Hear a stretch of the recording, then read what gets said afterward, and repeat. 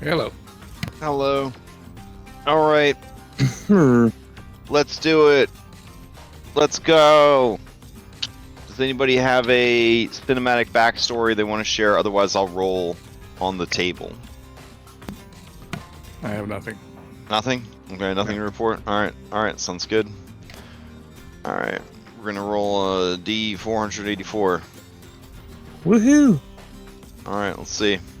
299. All right. Cruising down the table. 299 is in the self-assessment category.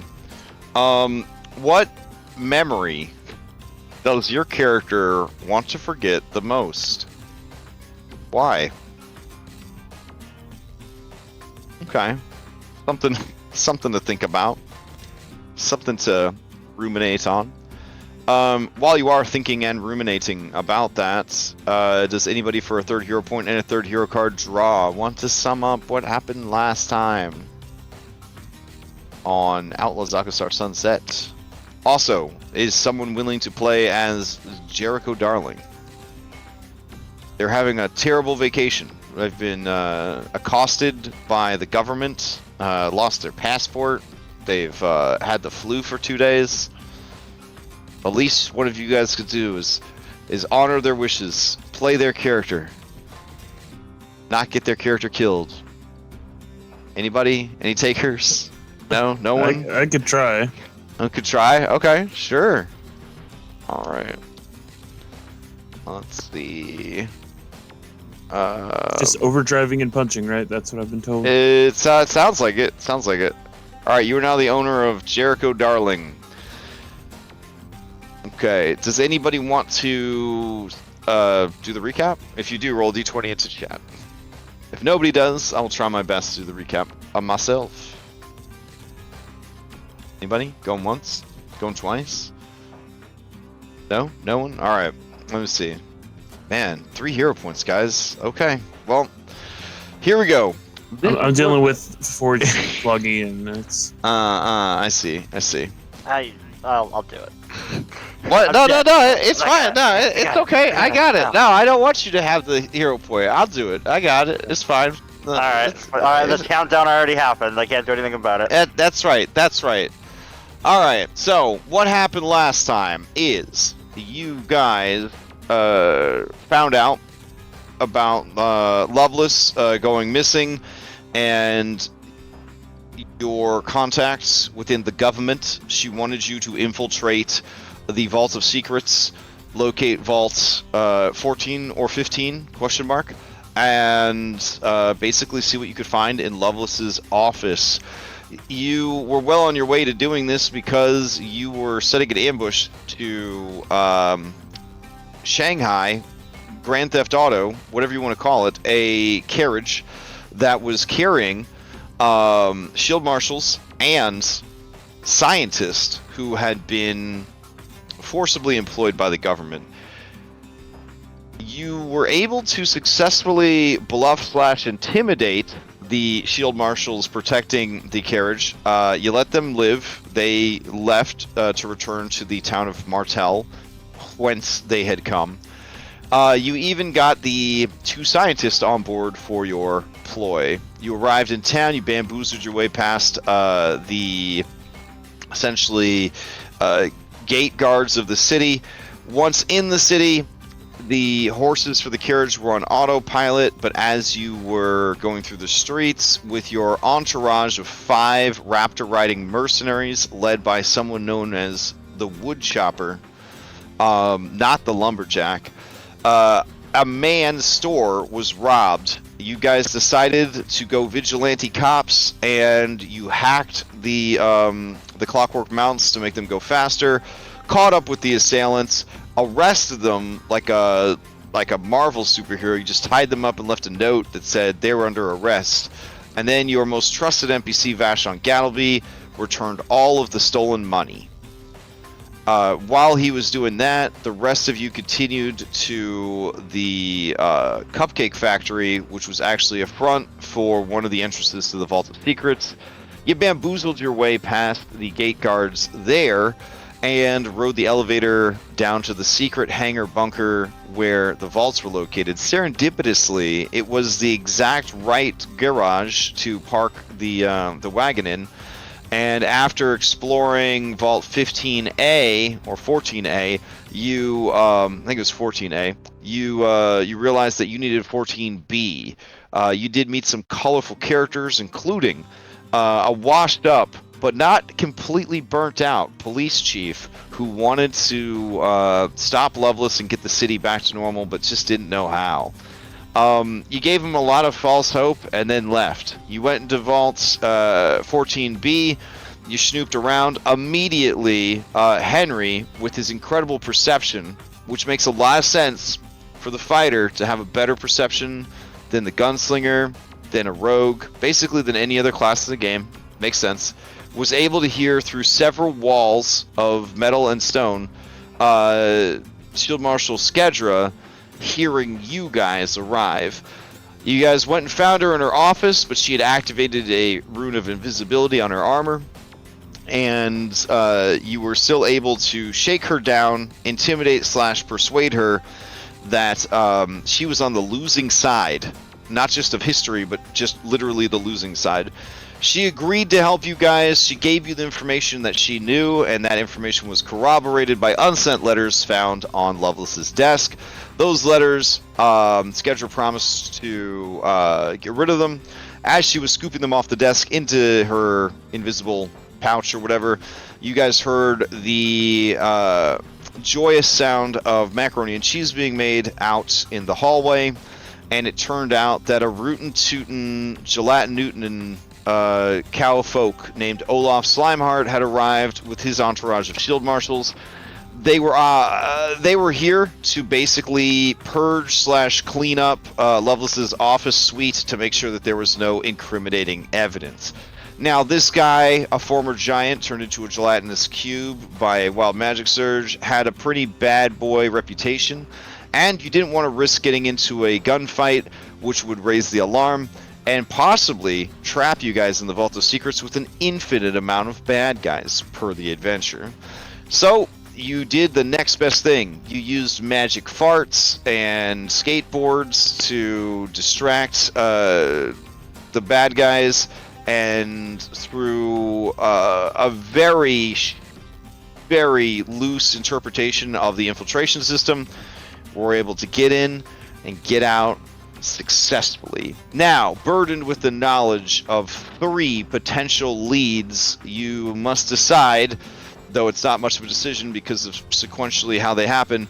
Do you go to this fancy gala to get information from the rich backers? Do you go and save this guy who is wrongly accused of a crime, who may or may not have a lot of damning eyewitness testimony about Loveless?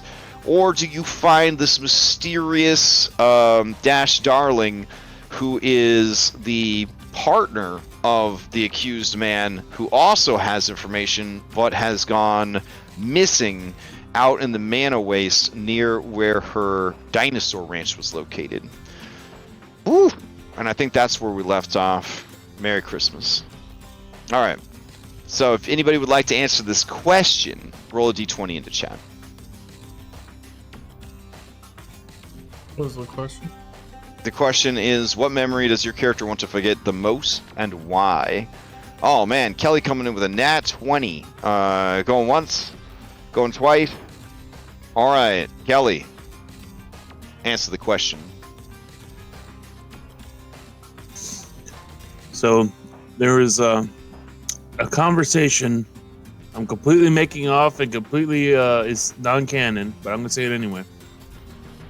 That he came across between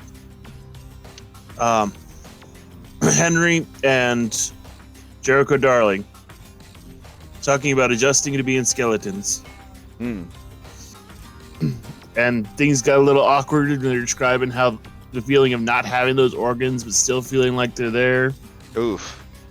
And the thought just kind of gave him a bit of nightmares. He started talking about something they called skelepathy, which is, I guess, how skeletons talk to each other and now they can see without eyes. Oh, jeez. So a lot of eldritch knowledge kind of stuff. Yeah, just kind of disturbing, like things I never wanted to think about that my own skeleton wanted to get out, and that's why other skeletons can see it. No, that makes sense. That makes sense. Okay. All right. Wow. I wish I didn't know any of the things you just said. You may ask any willing PC the same question, or any NPC you've met during the adventure. What does the big cube himself, if you didn't know? Oh man, what does he wish? Well, what memory does he want to forget? He wishes he could forget being a giant so that he wouldn't be so sad about being a gelatinous cube. You know how many PCs would kill everything to become a gelatinous cube? I mean, it's got its benefits, but you know, if he's being raw and honest here, you know, he misses being a giant. That's fair. Yeah, I mean, being strong, having powers is cool, you know, but like sometimes you just want to be just a regular dude. You know what I'm saying? The one time you mess up and go over a storm grate and just fall through. Yeah, there's a lot of embarrassing moments, you know, that he doesn't like to talk about. So, all right, fair enough. With all that settled, you guys will have to figure out your next move. So I will put on some music, and you guys can discuss and organize and figure out your next move. All right.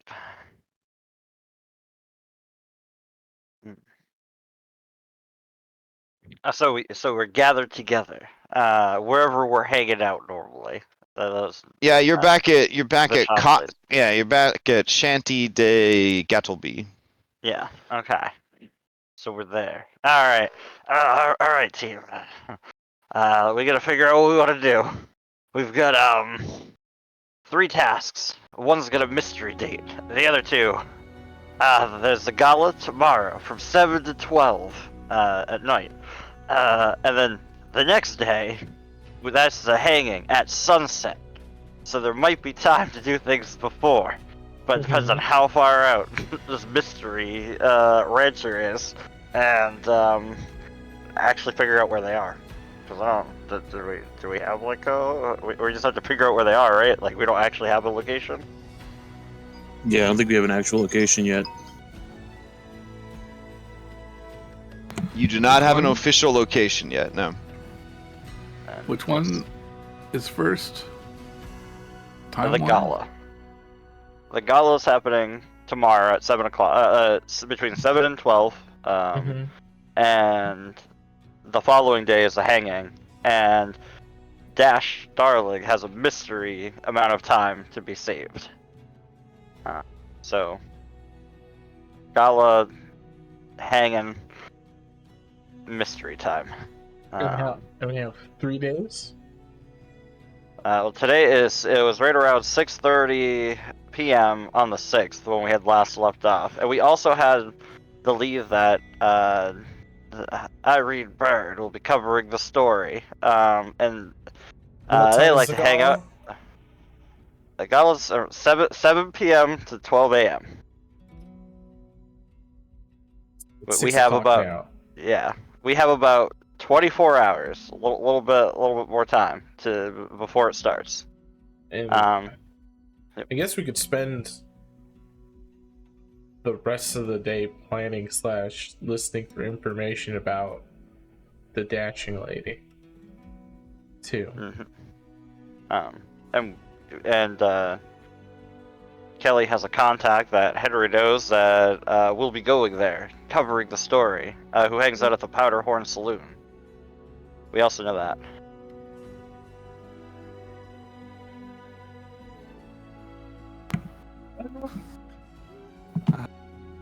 I guess we should probably go to the. We could. How is Dash Darling, his ranch? Do we know how far out it is? Could we get there one day? Yeah, I mean, you guys could definitely ask around about Dash Darling and the location of their ranch. Yeah, that would be probably gather information check. So it'd be 2 hours, and then you get to roll a check on that. Here, gather information action. Boop. Oop. You canvass local markets, taverns, and gathering places in an attempt to learn about a specific individual or topic. GM determines the DC of the diplomacy check and the amount of time it takes. Typically 2 hours, sometimes more. And it is a secret roll, so you don't know if you're gonna get that information or not. Alright. So the DC itself shouldn't be too hard because it's basically just obscure, right? Because they don't keep track of every dinosaur rancher in the region. Sorry. Alright, so Grom, you're gonna spend 2 hours working on that? Sure. Okay. Alt to make sure I can't see it. I think it's alt. You could do the little eyeball with the slash through it? Okay, cool. Alright, and we left off in the evening time, I guess, is when you guys got out of the vault and got back to Vashon's, right? Yeah, Okay. at least, yeah. It's, All right. 6:52 now. Oh, now you're back.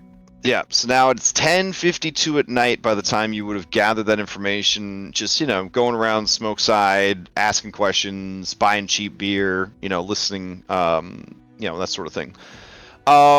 You, Grom, and Jet are very, very successful in what you were trying to do. You learn that Dash Darling and her special somebody, Wrangle Big Bike Feruza, who is set to be hanged soon for all manner of terrible crimes. But Dash Darling, a beauty of some remark, is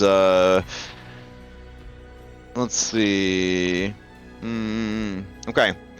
Yeah, they have the misfortune of owning a ranch near the Dead Spot. This is an area of wild magic that most of the effects are related to necromantic effects.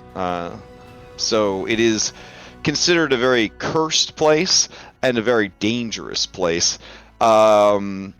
The actual Dead Spot is located 25 miles outside of Alkenstar, halfway between the city and the gunworks to the west. It's a featureless circle of black sand where nothing grows. It has an ill reputation, and it's rumored that anyone who dies there will rise as an undead. 25 miles in the desert is going to be 1 or 2 days of travel to get there, but their dinosaur ranch is located near there. Oh, that's gonna have to wait till the third thing then. Okay. Man, it sounds like they have perfect financial ploy there. You just take your dinos when they're about to die, take them there. Zombie man. There you go, man. Profit. Okay.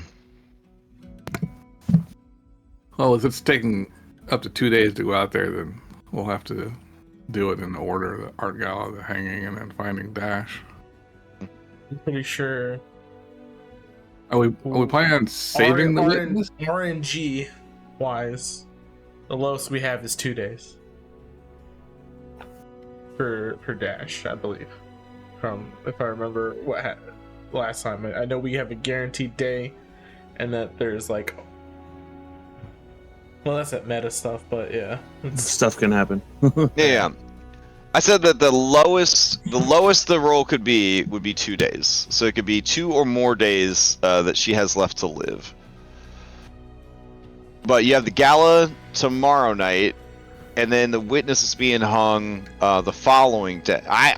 I said it was at high noon, but I was argued to make it sunset. That's actually going to make it even harder to get to Dash then. So I don't know if you want to try to bust the dude out of prison, but there's always that. Is that what we're planning on doing? Is saving the guy from being hung?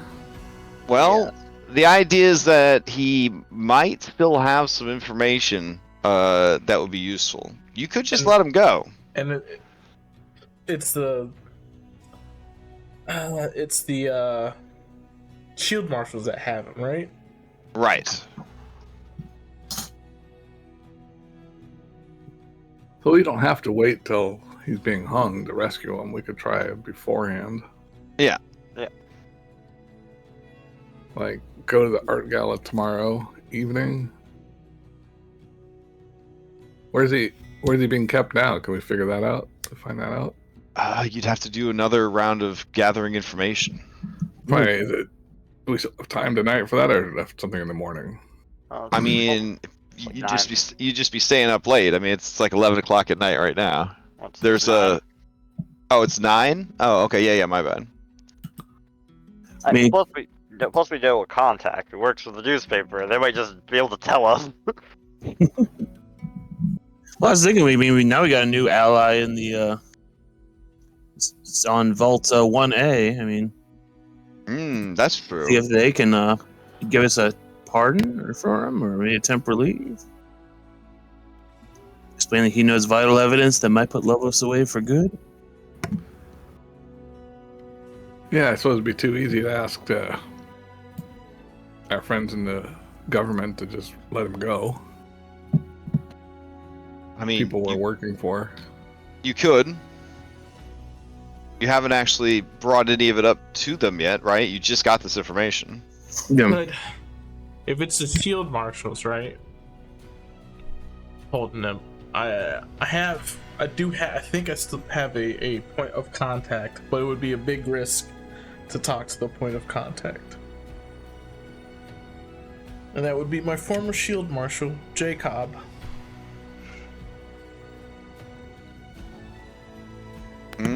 Well, that's Grom will true. spend 2 hours tonight trying to find out more information about the prisoner. Okay, so you're gonna do another round of investigation. Okay. Yeah. Jet Reed, do you want to reach out to your contact? I will take the risk. Okay. Reach out to my contact. I'll investigate this time too. Hold up. Okay. All right. So you can make that the focus of your investigation, and then give me the exploration check, and then you're actually reaching for a contact. So let me grab Jacob, former marshal. I think you guys have met this guy before at the rodeo. Yep. Okay. So you go to an old drinking spot that you know that he likes to frequent. Do you go there disguised or no? I do go there disguised. Okay. What disguise are you using? I'm going to use I'll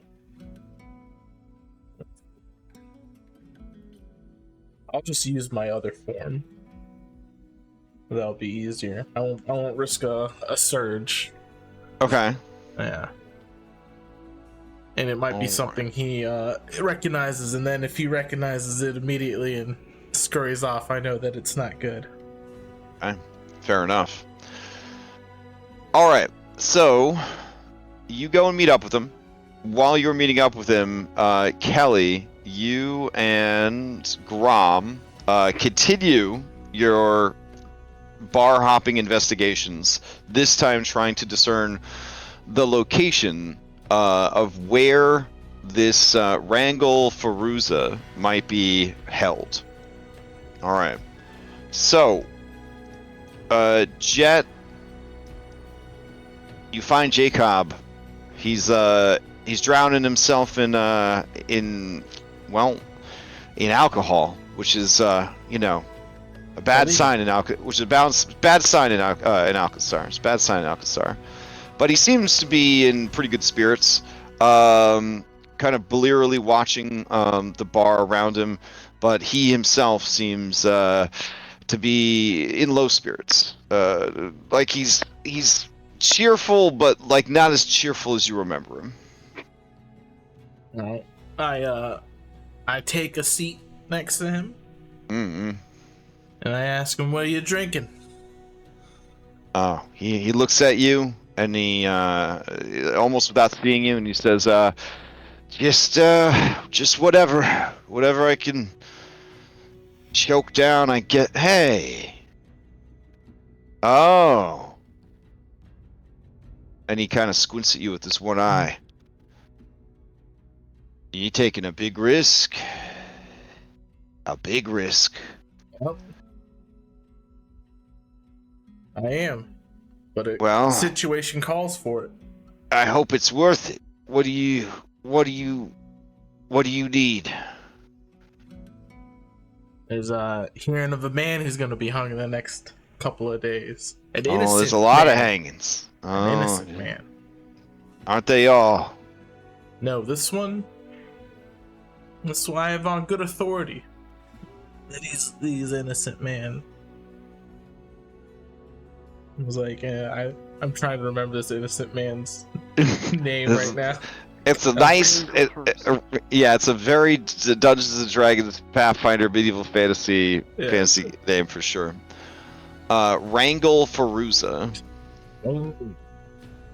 Wrangle Feruza. Let's see. Jacob, he thinks about it and he says, "Oh yeah, that guy. Yeah, he crossed the wrong people. That's for sure. You don't want to get involved in that. You already got your own problems. Just don't pile on anymore. This city, man, that's just fucked. There's nothing we could do to make it better. I joined up with the shield marshals thinking that I was going to make a difference. Thinking I was going to protect everybody. But it's just a bunch of crooks. They're just shaking everybody down. That's what we all thought. That's what we all thought. Yeah, but you and me, we were going to do it together, man. And then you went undercover and I just never saw you again. And then I heard all these terrible things about you and I knew they weren't true, but everybody else believed them, and I don't know. What's the point, man? There's still good people. There's still good people at Name 7. Name 7. All right. I want their first and last names. All right, first and last names. I have to do recover the knowledge thing. You could do a society or a deception, because he's pretty open to both right now. I know I have met these people. I just only met them for like a total of 10 minutes last session. So I'll do a deception. Okay. I can't exactly remember the name, so I'm gonna mumble something that sounds like their names. Yeah. Okay. All right. Let's do the deception roll. Deception.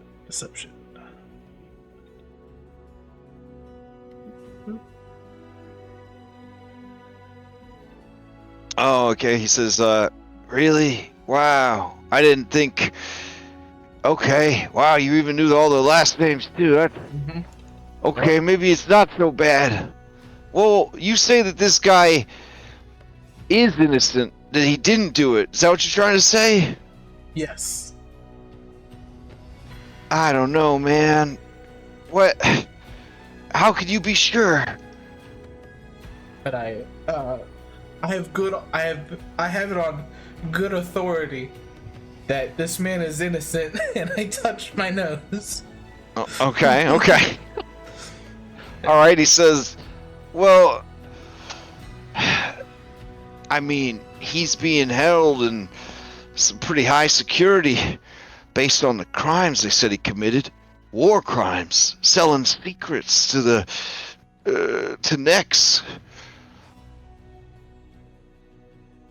Government secrets, man. Well, you let They the got him gov- locked down tight. You let me worry about what the government wants. All right.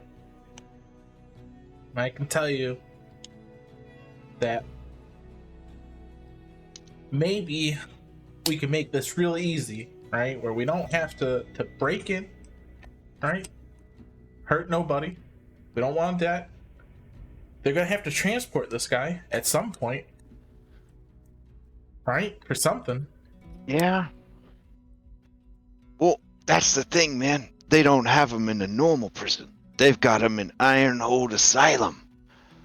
You know, where all the supervillains are kept. Oh boy, that's where they put the loons, the absolute loons. Mm-hmm. Well, I mean, you know how that place operates. It's real tight security. You'd have to have special clearance to get in. As far as when he's getting taken out, there's going to be a public execution in like two days, I think. Mm-hmm. They have it. It's either sunset or high noon. I can't remember when it's going to be. But yeah, like his crimes. You read the paper, didn't you? Yeah. Feeding kids to dinosaurs and then sodomizing the dinosaurs afterwards, among other terrible things, and selling government secrets. Oh. Okay. Yeah. Let's see. Mm-hmm. I'm thinking. I'm trying to remember things about this this place that he said. Mm-hmm. Should I give you a Yeah, check? yeah. Give me a recall knowledge.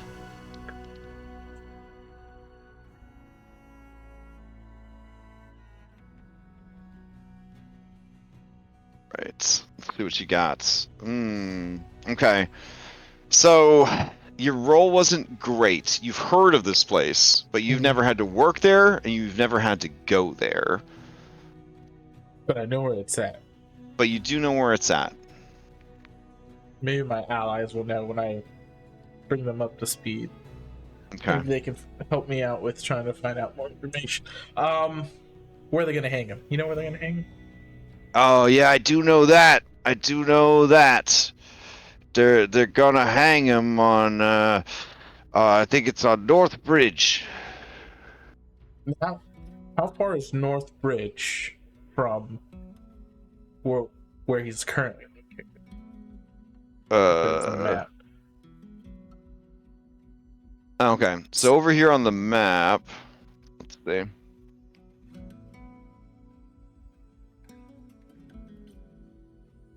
All right, so he's gonna be. I don't know if I can even draw here because of how I have this set up. Hold on. Let's get rid of this. Let the weather back in. All right, here we go. So that bridge right there. That's North Bridge. Yeah. I mean, technically, this is North Bridge. Up here. Yeah, was that? But this is where the game says it's gonna be. This is also North Bridge. So, so he's gonna be hung here in the middle of the bridge, and the prison is actually located. Let's see. The prison is nearby. Actually, it is located right there. Okay. So they'll probably take him down this road. Now, Yeah. I've seen them hang people before, right? Yeah. Is it the right way where like it when you It snaps their neck. or is it the choking way? Oh no, this definitely the since this listen to me. It's listen. always done the right way, but you get a feeling that if you had to save his life, they would screw up and do it the wrong way, so there'd be that dramatic couple of rounds where he's choking to death. Yeah. Because I'm thinking like, all right, so if we don't break them out, right?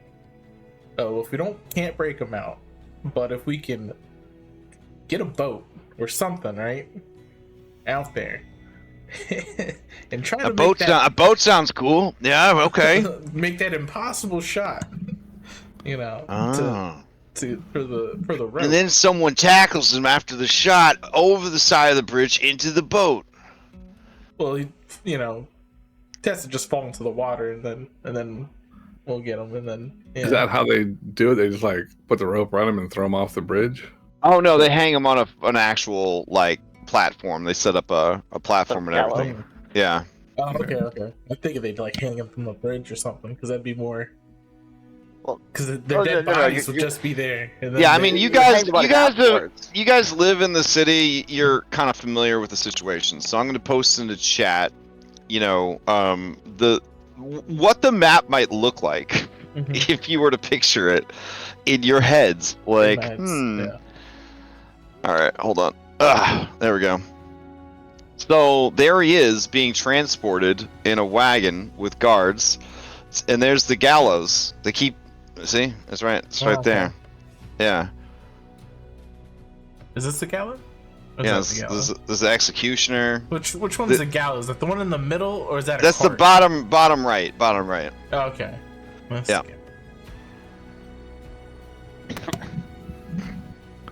He looks like a happy guy. Yeah, you gotta. You know what? If you love your work, it makes things. I'd hate to take his job away from him.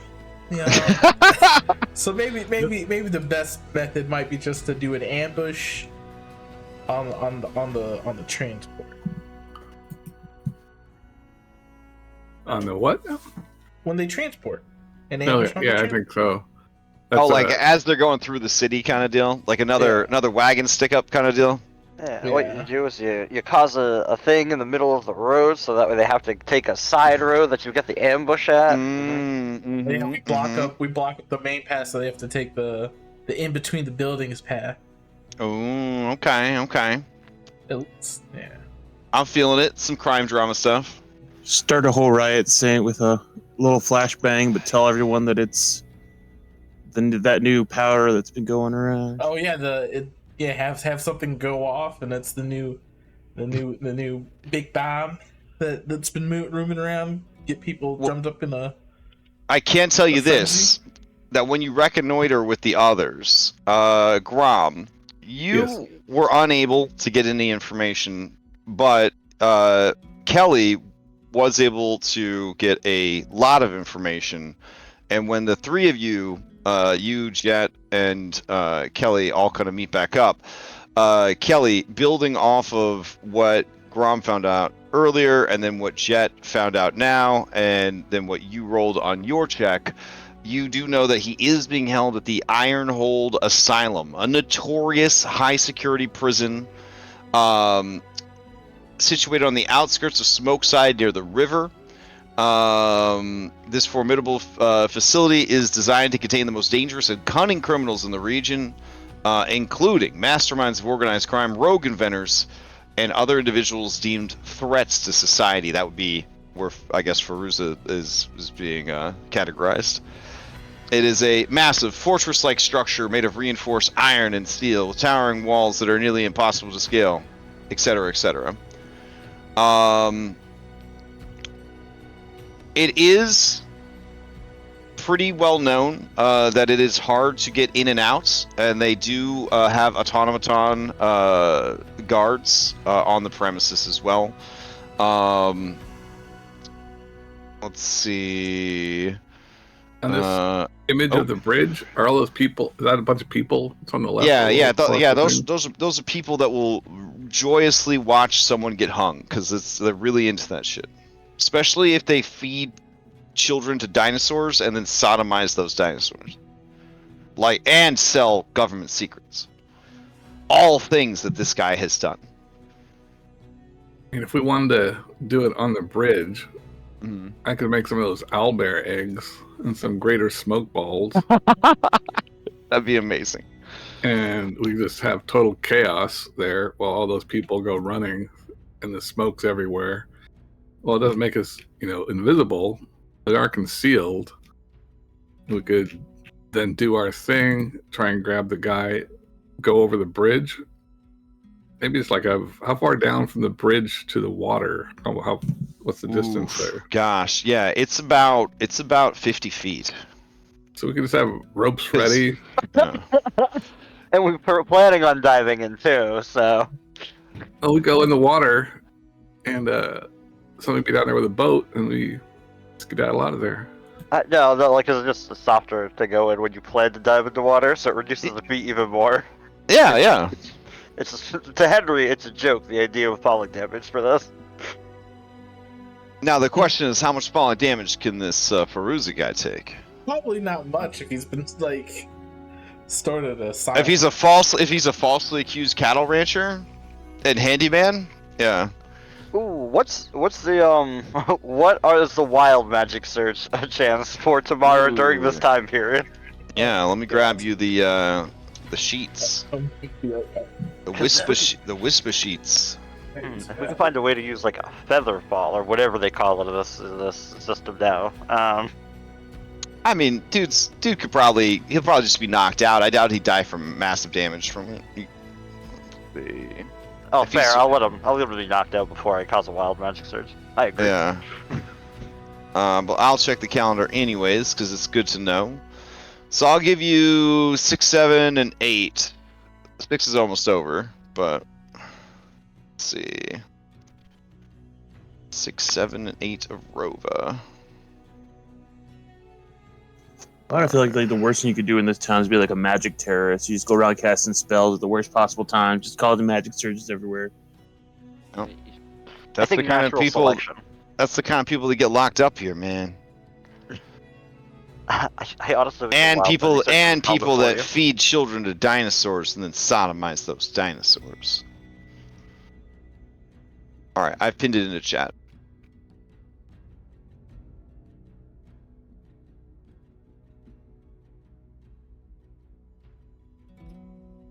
Oh, you do know that one of the most notable events in the history of the Ironhold Asylum was as an event called the Great Revolt, a coordinated uprising by several gangs within the prison. The revolt was quelled after a brutal battle, which has since led to increased security measures and the installation of even more advanced defenses and even more liberal abuse policies for the guards.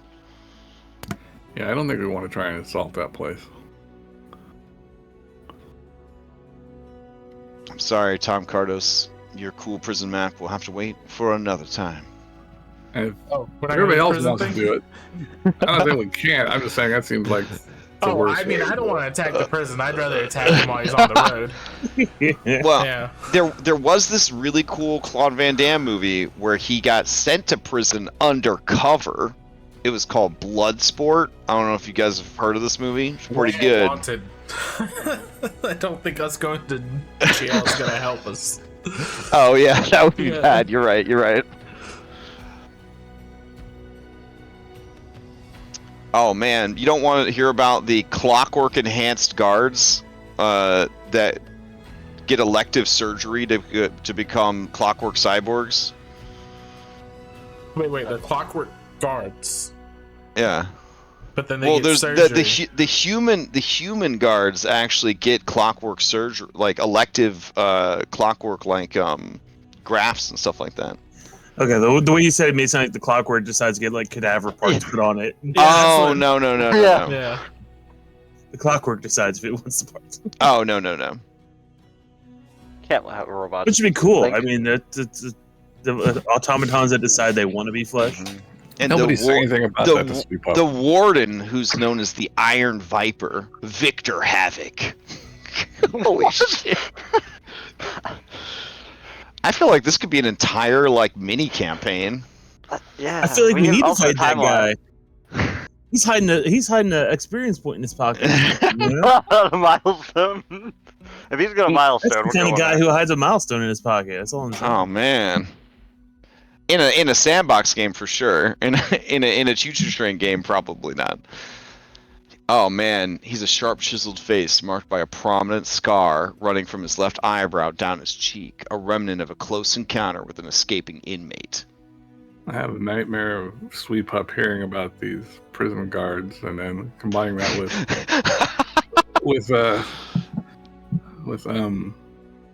Henry skin suit. Henry's skin suit, yeah, and like Mm. Sweet I Pup am a shows real up and boy like, now. Where's Janaya? Oh "Where'd you get that no! skin?" All right. Well, that's on the table, but completely understandable if you have other things you want to focus on. Well, I think we're gonna have to do the gala first, aren't we? Or we want to just skip that entirely? No, Gala first and foremost. Yeah, because if the order of operations here is the gala's tomorrow night, and then it's the following day that's the hanging. So if we're not doing a prison break, we have to wait for the actual event. So we're kind of stuck.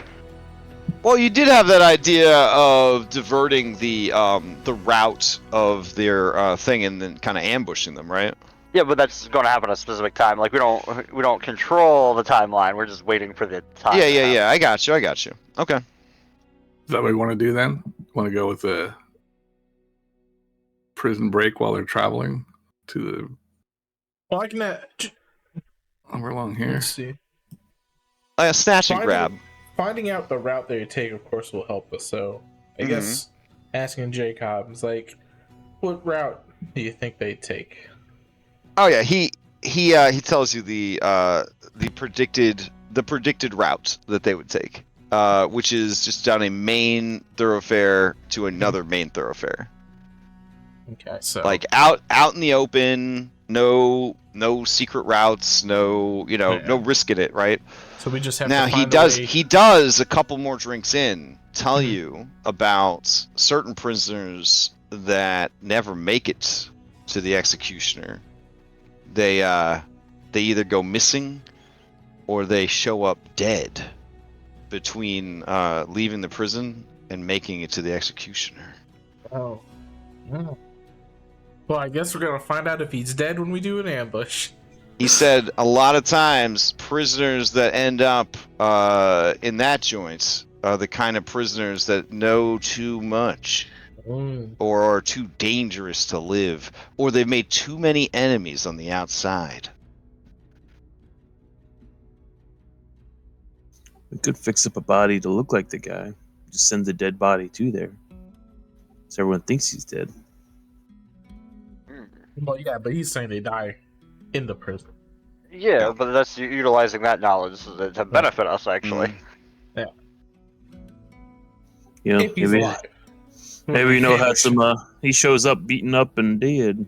Well, a guy looking like him shows up beaten up and dead, saying Now your investigation about Dash Darling did reveal that she is considered to be a beauty of some note.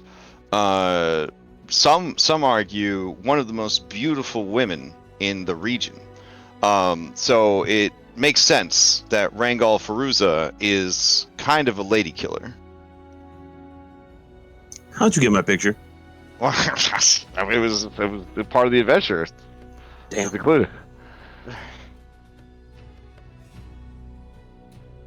So I guess you could try to find a body that looks like Rangal Faruza. It was pretty easy. You just got an old newspaper. Well, not an old newspaper. You got a recent newspaper with his picture in it. Yeah, but we'd still have to somehow swap the dead body for the live wrangle and make sure nobody notices we're doing it. Oh, I guess in the older newspaper, you would also see that there is a small wanted billet for his partner in crime, Dash Darling, who apparently helped kidnap the children that they fed to the dinosaurs and then sodomized while selling secrets to rival nations. Mm-hmm. She's the one luring him in. Gotcha. But the bounty on her head, if you wanted to go completely rogue, I mean, Jericho's player isn't here to jump in on this, but I mean, her bounty is 175 gold. Just throwing that out there. My thought on the whole thing was, if we knock out the guards, replace the body, then when the guards wake up, like, oh no, they killed the person. Obviously, because he's so despicable. Hmm. Well, why? What's the point of doing that, though? So they think he's dead. If a guy goes missing, you go looking for him. If a guy's dead, you don't look for him.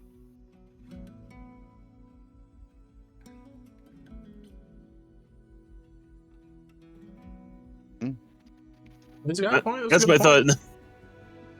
If somebody goes missing, everyone goes looking for him. If he escapes, everyone's going to be on high alert for him, and know this, and a hint that somebody's onto us.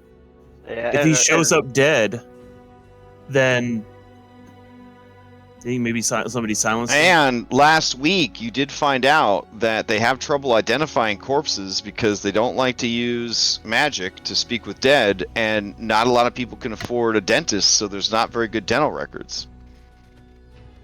And the Skull Crusher serial killer is still on the loose. His latest victim, It's fine. So it's roughly the same body and crush the skull of it. yeah, lovable local handyman Boots.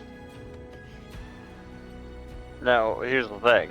When we're picking a body that is similar, are we just picking a random stranger off of, like, the streets and just murdering them, or do you have a plan?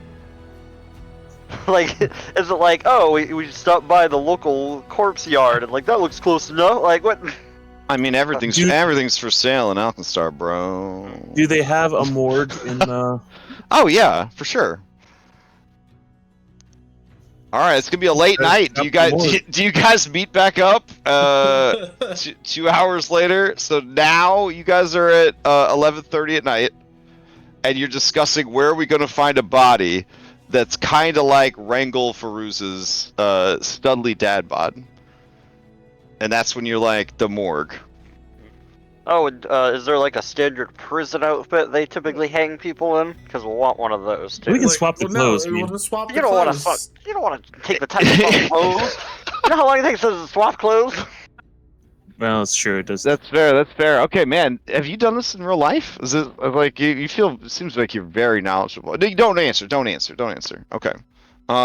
Just tap the side of your nose. All right. It takes 3 actions. It takes more than 3 actions to swap clothes on a person. It takes 3 actions to swap out of an outfit and swap to another outfit. I didn't know Alkenstar only wore people in Alkenstar only wore breakaway clothes. That's what that sounds like to me. All right. So you're gonna get. I would say dressing a corpse is a bit more involved. So I'm gonna say dressing a corpse is a bit more involved. So yeah, you get an idea of what the uniforms look like. Okay. All right. And then you head on over to the morgue. Yeah. Okay. You know what? Man. We should have picked up tearaway clothing forever ago. It's like 5 silver pieces. I know, it's amazing. All right. Do you put Jericho Darling in charge of making the props, like with her inventor skills, so that she's involved, but one less person for you guys to keep track of, or do you? I assume because of the way Pathfinder fights work, you probably are all traveling together, right?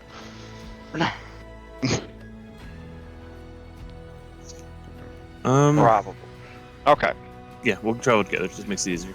All right. So you arrive at the morgue. How are you going to do this without revealing yourselves? What kind of clout are you going to try to use? What's your angle here? I mean, you guys, former agent, former police officer, you do have that, but neither of you listed a mortician in your besties survey. So I feel like you would not have the best, good enough terms with them to get past your massive bounty and wanted status. So are you guys going in disguise?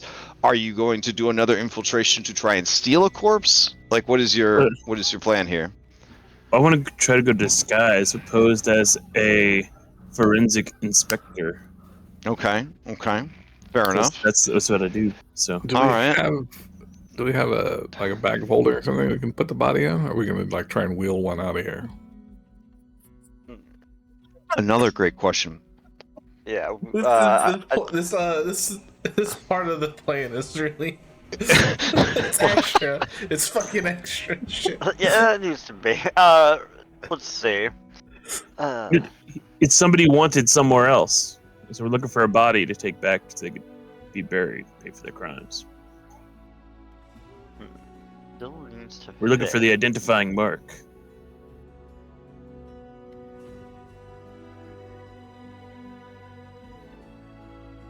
All right. So, do you have a disguise, or are you willing to purchase a disguise to aid with this check? Let's see. And remember, a regular disguise kit is only 2 gold. If you want an item bonus, then you would want to get an elite disguise kit, which is 40 gold. Quite an investment for a +1. But you know how rich people do. It's still day of, so I could still be wearing the disguise that I have been wearing from going down into the vault.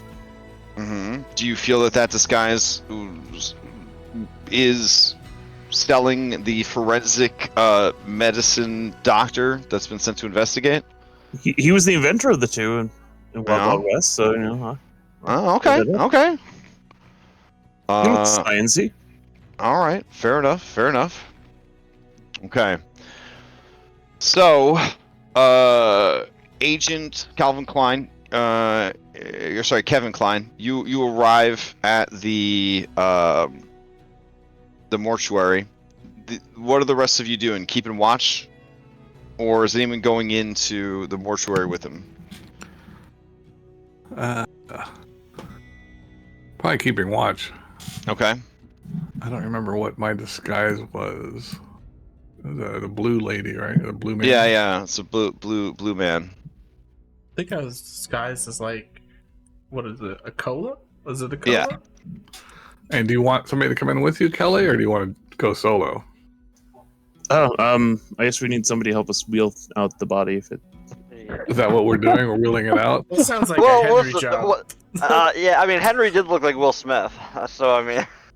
It sounds like a Henry job. Henry Alright, we has get the the party. strength. That's right. He has the strength to carry a body. Yeah, Henry and Kelly will go in then. Yeah. Okay. All right. So Henry and Kelly. Given the bit of prep time, I'll falsify some documents because I have that ability. Ooh, okay. All right. Let's see. Go ahead and paste that into chat. I'm so happy that all these obscure things are getting some action.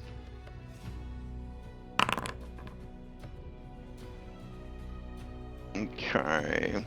Create forgery. All right. Hold on. It's just, you're on the clock right now, so I'm trying to see. Okay. You forge a document usually over the course of a day or a week. Oh, okay. Never mind then. Ooh, okay. All right. I think there's probably feats that make it go faster than that, but I did not get them or didn't have yeah. So, yeah. Fair enough. Okay, that might be something to, if you do a level up and you don't know what to do with your level ups, just be like, I forged document A, B, and C, and just tell me what you're forging in Downtime, advance. yeah. Yeah, and then have like a whole portfolio of fake identities and stuff. Oh shit! I think I could go I need to in do with- that. Oh jeez. Yeah. I could also probably go in with Kelly. Let's see. How many times can I do this a day? That's the important thing.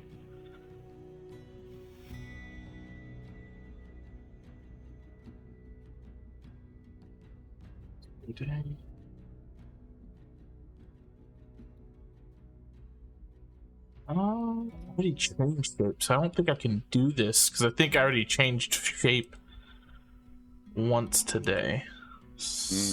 And it doesn't say you may when you change, it just says when you change shape until you gain those effects for 1 hour, but it's once per day, and I did change into that shape. So I think this has already been used. Okay. Yeah, so let's see, what else do I got? Oh, and then if you had gone as your Kitsune disguise, then you would have probably taken off the hat, right? Yeah. To not be the Colos, so then that would end the effect until you re-up the hat the next day or whatever. Gotcha. Okay. Alright. Well, how long can you stay in this form then? Oh, I can stay in this form as much as I want. It's just when I change it, like I think the way it's worded, right? When I change into my tailless form, I gain effects of that for 1 hour. But it's and I've changed it to talk to Jacob. So Okay, gotcha. Used it for this 1 day, like because it's not a it's a you gain. Oh, you're talking about shifting faces. This one? Yeah. Okay. So there's like there's no like you gain the effects. Okay, yeah. An illusionary disguise, I just ignore. A 3rd level illusionary disguise lasts for 1 hour. Yeah. So after the and then it would like help with the impersonation, but I've already used it, so. Okay, so now you're just back to Jerry. Got it. Okay. All right. So I guess these two are going in, and then you guys are gonna wait outside? Question mark. Yeah. All right. I can keep watch. All right. Fair enough. Let me change the music out.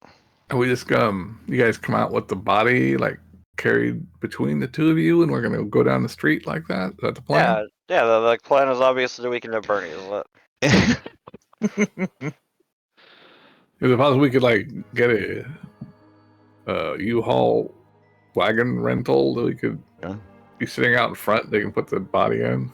So you arrive a little bit after midnight at the mortuary. There's no one at the front desk, and the electric lights are flickering eerily. And you just hear the constant like hum and churning of like gears and machinery. You do see sort of a smoky glass behind the reception desk. Everything has sort of a dirty, grimy feel to it. I mean, it is smoke side. There is a bell on the counter.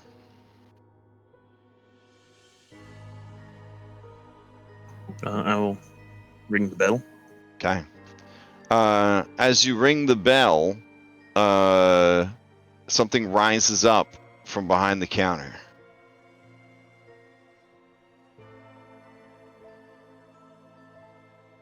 Okay. With a horrible crackling and popping sound, you see a ghoul dressed in professional business attire adjust itself and turn and look at all of you and says,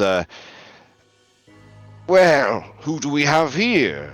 I'll confess, you caught me napping on the job. Oh, believe me, we know how it is. A job like this. It's a regular graveyard shift. Good one. And he bugs his eyeballs out at you when he says that. But not all the way out of his skull, just almost. What can I help you two with? You look like, well, I don't want to say it, but government agents. Well, we've received a tip. We're on the lookout for a man named, well, I'm not sure what his name would have been here, but he goes by Jimmy Beans. He's known for doing despicable, horrible things. And his body has been requested. They actually talk to the dead there for him. That's how bad of what he did. That's, I feel like I would have heard about something like that. And you see him reach under the desk for something. He produces a clipboard. He starts flipping through the pages on the clipboard, and he says, how recently would the body have come over? Well, it would have come under a different name. We just recently found out that this individual who's been a key suspect in our case, it's been reported that he passed. Well, what name would it have come in under? You're not giving me a lot to go off of. I know, but we wouldn't give it a lot to go off either. We know his Well, what- previous identity. What does he look like? He was a rather tall man, portly. Had a real kind of pervy look to him.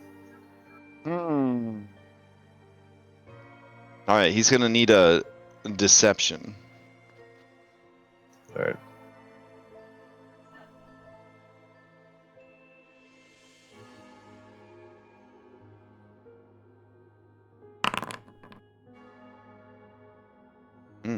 He says, ah. Oh, well, we do have a John Doe matching that physical description. Here, I can take you back to the body. Greatly appreciated. Sorry for the inconvenience of the hour. No problem at all. Alright, so he shambles over and he opens the door, and says, after you. Thank you. I walk in. Alright. You guys head back, and it's very cool back here. You know that air conditioning is not generally found too many places, especially not in Smokeside. And as he kind of like shuffles along next to you, he stops and opens a panel on the wall. The hallway just lined with these panels. And he says, "Here we go." And he pulls out what could be a body double for Wrangle Feruza. Except this guy's face basically looks like Brad Pitt. So if Brad Pitt just let himself go. I'll say. Bean, you bastard. That's him. Ah, wonderful. What do you need? You need the body for transport then? Yes. A moment, I can have it put in a box for you. I appreciate that. Of course. We don't want this being seen as we're leaving. Don't want to cause a fuss. Certainly. Why don't you wait in the lobby? I'll have my crew take care of it. Thank you. Motion for Henry to follow me. All right. You guys head back to the lobby. It's real awkward. A little spooky. About 15 minutes later, a skeleton and you're pretty sure a mummy, they bring out, on a dolly, a pine wood box. It's labeled fragile and biohazard.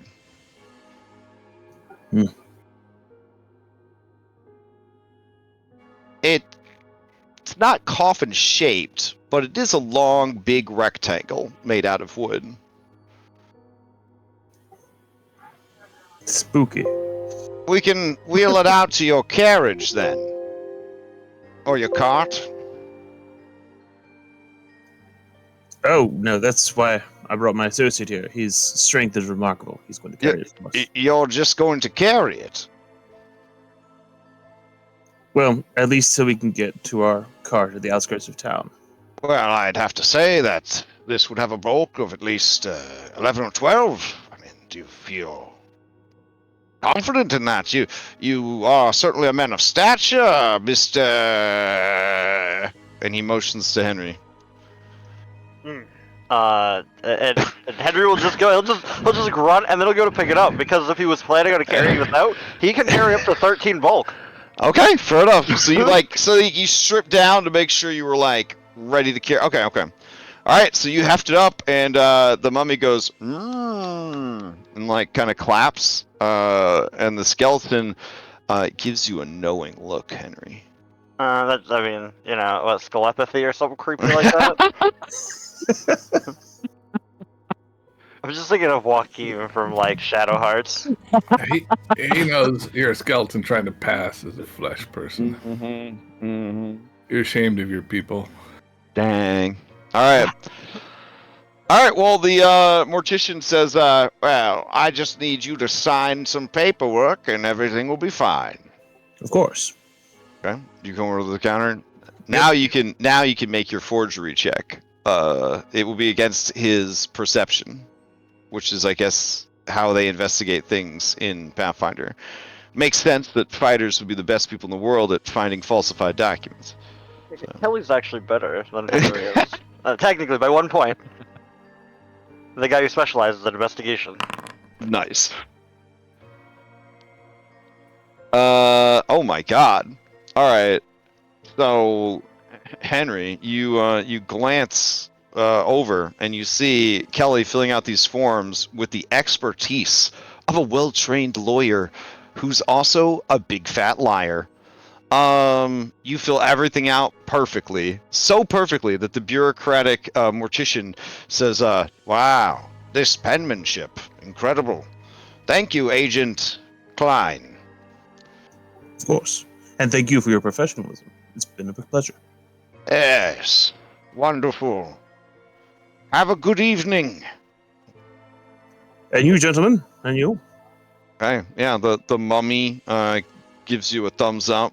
The skeleton continues to give Henry the stink eye, which is to say the little eyelight in its socket is kind of just burning, just blazing as he looks at you. All right, and you guys head out with your fat Brad Pitt corpse.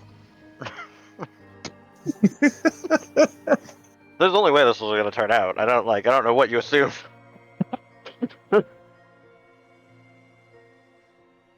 All right, we've got it. Yep, you're good to head on out and. Question, guys. Question. That we've definitely thought about beforehand. Where are we storing this meat sack that needs to be kept on ice? I don't know. I'm sure Jericho and Jericho and Vashon will figure it out. Like, if we bring it back to Vashon's place, they're smart people. I'm sure Vashon has like some sort of and I'm sure this guy has. We have that ice trinket with us, right? That keeps things cool. Didn't we have something like that? Or what's that stuff they put in cadavers to keep them formaldehyde and all that crap? I'm sure there's some science crap that Vashon's. No, but we don't look ball. We want to look like fresh meat bag.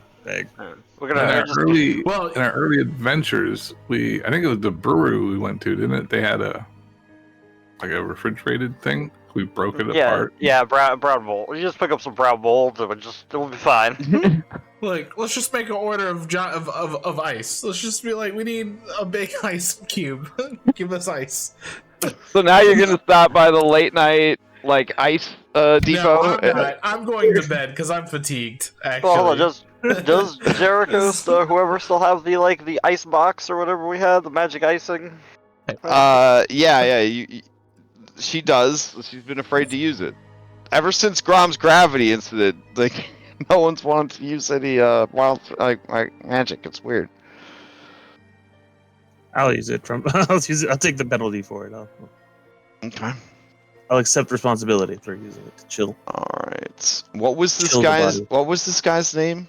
That you picked up at the morgue? John Doe? Jeremy Bean. Jeremy Bean. Okay. The dreaded evil person, so vile that they actually went to interrogate him with the raised dead spell. I So got we you. need I to get got him you. out of Alkenstar. Bro, you already lied to me enough. I got it. No, I'm just kidding. I gotta say it so Alright. many times I believe it. All right. Well, I'm just getting his mini together for you because it's your responsibility now. All right. You got Jericho and this. Good luck. Can you believe this is the session that Leah misses? Man. Yeah. Necromantic hotspot. We're going to the mortuary. All right. I can only imagine they're watching this infuriated. All right. Here we go. Basing. He's all yours. No, Brad, you let yourself go. I know the search request you did to get that. Bro, my FBI agent just sobs quietly all the time. So. But my AI was like, I refuse to help you with this one. So I had to turn to Google search engine. It's like I can't follow you down this path, Anakin. Oh well. Well, Let me turn the spooky music back off. My bad. All right. Oh, this is great. So now we'll say that it takes you an hour to get the body back. It's almost 2 in the morning. It's going to be an hour to unpack the body, and then you have enough alchemists on hand that you could preserve the corpse. However, Grom, you would know, and Jet and Kelly, you would know that they're gonna, if they actually bother to check, they're gonna wonder why the body is already preserved. If they bother to check. I definitely care. So he's already got like formaldehyde or whatever they use in him. Oh yeah, this guy, yeah, he's been done up. Head smash, set him on fire. Then He'll it's burn very well with all that formaldehyde in him. Yeah. We leave a note there too. It says something like "Death to all dinosaur fuckers" or something like that. Yeah. Whoa. The dog agrees. Someone feels very passionate about that. All right, fair enough. Okay. It sounds like you have this all sorted out. You guys might want to get some sleep because I think a lot of you might be fatigued. Yep. Okay. All right. To the Pathfinder enthusiasts who might be watching this someday, please forgive me. I just thought it was fun for them to do this, and I let them gather information even though they're fatigued, which they're not supposed to do. All right. Let's move on. All right. What I'll do is I'll just bill you those hours tomorrow. So you guys, I'm going to do 5 hours, 3 more hours for sleeping, and then I'll bill you the 4 hours that you spent investigating when you weren't allowed to. All right. So you guys crash hard after your 36 hours of crime. You wake up close to 3 o'clock in the afternoon on the 7th. The gala is going to start at, and I might have given you the wrong time because I reread the adventure. Let's see. It starts at 7 p.m. Yep, okay. 7 to 12. All right. So, you guys have, if it's almost 3, you guys have 4 hours to get your plan together for this gala heist, essentially, or gala infiltration, or gala social gathering, whatever it happens to be. However you decide to do it. So, how do you decide to do it? So what is it we're doing here at the art gala? Alright, so definitely not a person based on anyone in real life, but Christia Tombend, who is a radical politician, which is to say, not a politician at all, just a rich person who buys their way into politics and ensures that they get the things done that they want, is a female human aristocrat. And she is hosting the Ironmaker's Art Gala at her apartment's estate. So basically, she just owns an entire floor of an apartment building in Grayson's Fingers, which is like one of the richest areas in the city. So this area right here, she her apartment's located over here. The only way to reach her suite is via elevator. I guess there might be an emergency stairwell. She's on the top floor. Oh, near the top. Sorry, she's not on the top floor. She's near the top. And let's see. What do we know about her to refresh your memory? She is an ardent nationalist who believes Alkenstar could be much more great than it already is. She wants Alkenstar to be the greatest nation in the world. And one of the ways that can be accomplished is by turning immigrants away at the borders or just killing them. Well, damn. She has apparently donated significant funds to Loveless and whatever civic projects Loveless has been working on. So you kind of want to know, what are those civic projects, lady? Like, what do you... Yeah. So she's like a major lead. Again, there was only 3 leads that you were able to dig up from her office, but they were corroborated by her own hand and her assistant, Skedra. So we want to go to this gala. We want to like try and question her, or do we want to like just get into her office and search for stuff? What's our plan there? I mean, we could hit up both angles. One person just talk to her and get her talking. And another crew goes to infiltrate her office. Yeah, well, I would definitely be with the infiltrate the office crew, but do you think somebody can get her to talk about something that seems probably super secret? Well, you know, standing there with canapes or how do you say that word? Canapes? Little Yeah, canapé. canapé and champagne, and she's going to tell you about secrets. I mean, If you guys want to try it, go ahead. she might. All right, I will go in. Like I said, I'll be part of the crew that tries to get into her office, pick her desk locks, whatever, see what we can find in there.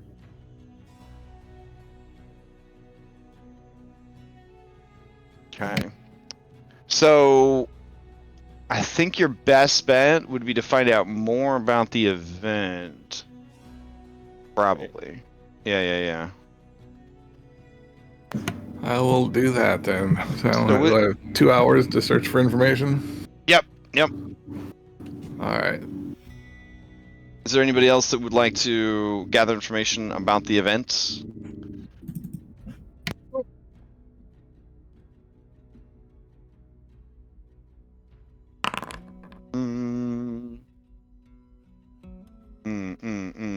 Okay. Let's see. I will gather information and recall knowledge. And to recall knowledge? Yeah. Okay. Alright, so Tom Ben's apartment building does in fact have a large mechanical elevator that runs from the ground floor of the skyscraper all the way to the roof. Let's see. This event that is going to be hosting many of the hoitiest and toitiest and wealthiest and most well-connected nobles in the city. Let's see. What else?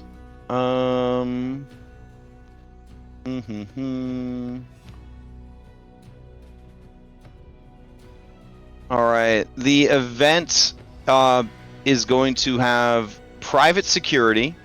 The leadsmiths are going to be the hired security for this event. In fact, their leader, the Cyclops Vuslog, is going to be in attendance. This is very exciting to some people because Vuslog is very, I guess, handsome and charismatic and cool, which you know, and he's also exotic because Cyclops.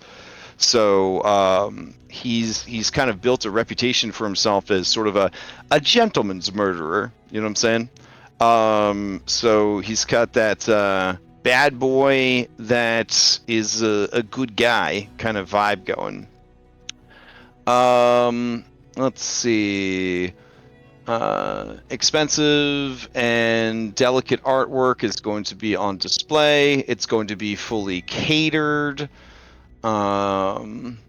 Let's see what else. Other notable people that may be in attendance: Powell Guthroy, an avid art enthusiast. Helene Maudel, let's see, a famous retired dancer. Professor Hoop, a scholar of magical and mechanical artifacts. Local pop sensation Capecchi is going to be there. Let's see. Yeah, that's generally what you're able to get from all this. So it sounds like getting into and out of the event is going to be difficult. You also know that when you Grand Theft Auto'd the government carriage, they did have some leadsmiths sort of assisting with the protection of that carriage. So there is a known tie between the shield marshals and the leadsmiths now that you guys are aware of.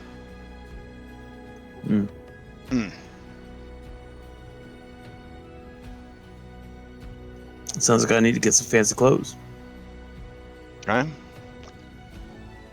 So I guess the question is also, like, if some of you are going to try and face your way through it, and some of you guys are going to try to sneak your way through it, it still sounds like, unless you're coming in through a window down from the roof or something, there is really only the one way in and the one way out, which is through the elevator. Is it possible to try and sneak in as like a caterer assistant type of thing? Oh, absolutely. Absolutely. Are you gonna get disguise for that? Isn't Jet or Kelly, aren't they good at that sort of thing? I mean, the ball is your guys' court. I will answer any questions that you have, but you guys ultimately have to decide how you want to get in and out of this place.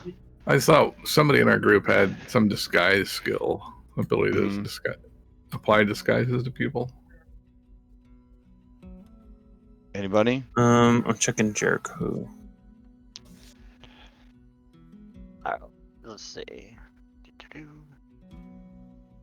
Maybe I was just thinking about Jet being able to change. Yeah. It's like built-in illusion thing. Also, what are you gonna do about your B team? Probably gonna have to leave them behind. Yeah, I mean, we've got like 2 people. I think it's fine if we leave them. Okay. Here, this is a robot son. Well, Henry can obviously go in as Letty Lagoon, but somebody else will have to be his handler. the greatest mascot. How could he not be invited? I mean, we do have some people who have some clout for being winners at the rodeo. I mean, that was like junior league rodeo. It was barely counted. Yeah. Plus, we'd also have to get the right disguise. That you're right. That would be a little tricky. Yeah. Nah. Well, we can still hit up Irene Bird. Maybe they're like, yo. I don't know if Henry is the best person for that now, but he was at one point. I mean, you do know that Irene Bird is intending to be at the event and cover it. And that might at least get another person in. I don't know if you get a whole group, but... Yeah. All right. So, Grom, with your investigative services, let's see.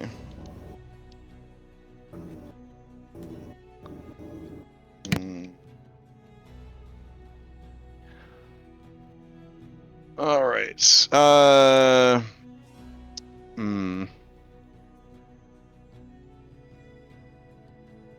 The okay. They are being catered by the Brass Table Culinary Services. It's a pretty upscale operation.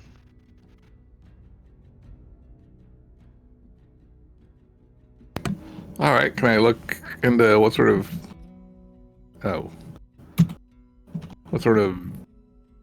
uniforms they wear? Oh yeah, sure. Yeah, it is a black vest with a white button-up shirt.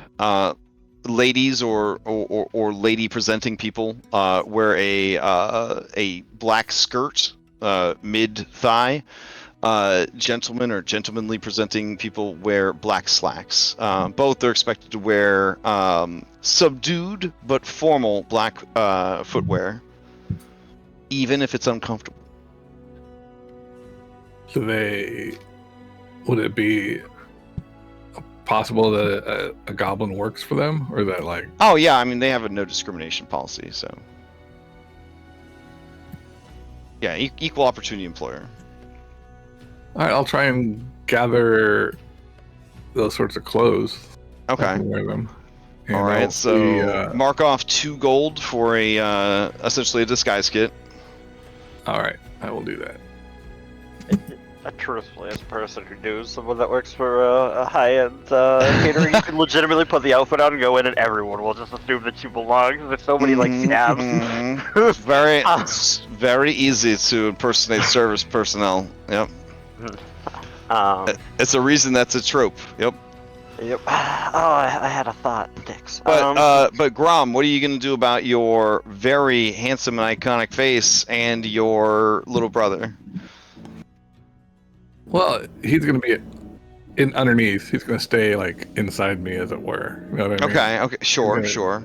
I'll button my shirt up over him. As far as Totally my face, relatable. Yeah. As far as my face, I'll see like getting like maybe another disguise kit for the 2 gold pieces. I could. Sorry, I got somebody right outside my window with a lawnmower or something. Yeah, I could actually pick it up. That's crazy. Yeah. Yeah, Vashon's willing to lend you a fake mustache if you think that'll help. Do I think that'll help? Of course. All right, I will take his fake mustache. Okay. There's a chance that if they threw a goblin lineup, they would get it wrong. They would just pick the wrong goblin. All right, so with your waiter disguise and your fake mustache, you are now team waiter. Okay. So I'm gonna move. Yeah. What's your false identity? You should have all this worked out, man. Yeah. I mean, you can surprise. Yeah, surprise us with it. That's fine. All right. I have a thought, team. Hold on. Henry's like, guys, I have a thought. Kelly, you said that you could like forge things. Haven't we seen Lovelace's writing? We have now. We've seen the letters. So, and if she's in contact, and if she's so smart, she'll recognize the handwriting. You can forge a letter, say, meet me somewhere if she's down. And then we can just ambush her privately. Who is this? If you get... Okay, so the idea is make a letter for whatever, like from Lovelace, hand it to Tom Bend. Like, meet me, like, or meet, whoever in the other room to go over something, and then we have a private conversation. Except you guys let Glasses take the letters, and he would need 1 day to 1 week, depending on the complexity of the letter, to forge it. Yeah, signing some documents that are already made. I mean, that's a lot different than creating a falsified document. I'd say a letter you could do in a day, but it is kind of late notice. Fair. Yeah. Now you could you could type it, get a hold of a typewriter, or and then sign it. I'd say you could probably do that in a couple hours. It's just a thought. We don't have to go. Oh yeah, no. It would definitely work. I'm just trying to think in the more strict mechanics of Pathfinder, like. In 5e, absolutely. Unless Pathfinder Dom's there to try to stop everybody from having fun. Just are you kidding me? If this were a 5e, we dimension door inside, grab a person, and then it would be done. All right. We would not be afraid of wild magic. Let's keep going. All right. So I picked up these. I'm gonna buy these 2 items. I have the gold for it. Okay.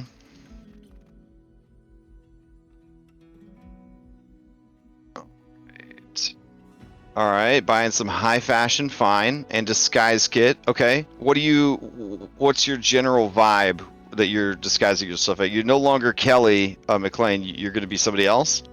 Yeah. Going for a very going for high society type folk that might be sympathetic or apathetic to the plights of the. Now you guys do know that this is an invitation event. So, do you have a plan to possibly bamboozle your way in?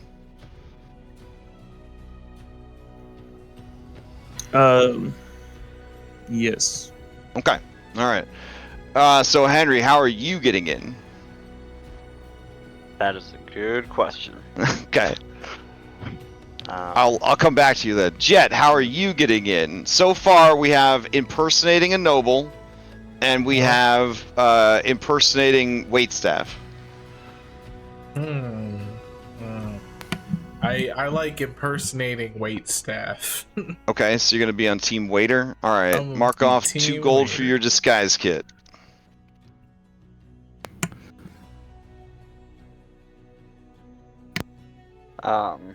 Oh, I guess the question is, are we hitting up the contact, or are we just ignoring that and just hoping for the best later? Well, yeah, I mean Your that's the thing. girlfriend. You do have the she's. Do you want to hit her up? I guess that's the plan. Okay. All right. You go to a dive bar where you know she always likes to hang out to get her nerves in order before she goes to a really stressful gig. And you find her chain smoking and drinking spiced cola to calm her nerves.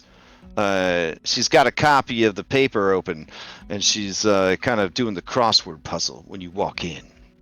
How are you disguised? What are you disguised as? That is a If good... you say Lenny Legume, I'm shutting down the game. We're done. I'm No, just kidding. it's not gonna be Lenny If you're Lenny Legume, that's fine. If you're Lenny Legume, that's fine. No, I think honestly, I think he's gonna see what the hat of disguise is gonna give him today, because that might solve some of the Ooh. problems. Okay. Mm. All right. So are we to assume that you are going to do it at a time that is relatively safe? Oh my God. There's only surges today. There's no bronze time. All right, so roll a d20. You're trying to not get a 5 or less, I guess. All right. Good luck. Oh, no problem. Magic's easy. No problem. All right. So I'm poking around in other map pages. Let me get back to the main page with you guys. All right, so we say goodbye to Agent Will Smith. You wake up as a skeleton. You reach for your hat. It's time to face your past. The lovely Irene Bird. All right, here we go. Let's see. Desktop. Outlaw tokens. Who is Henry today? Oh, okay. You are a frog. I don't think they call them. I don't think they call them Gripplies anymore. What do they call them? Like Ripleys, Dipleys, Liplies. I don't. Who knows? All right. All I know is they have a special frog kung fu now. So it's my dreams. My Chozu dreams have come true. So. Frog person ninja karate master? Like what? All right, so you are, I guess, a 6.5 foot tall Gripply, or whatever we're required to call them now in revised Pathfinder. Yeah. All right, so she's a chain smoking crossword puzzle,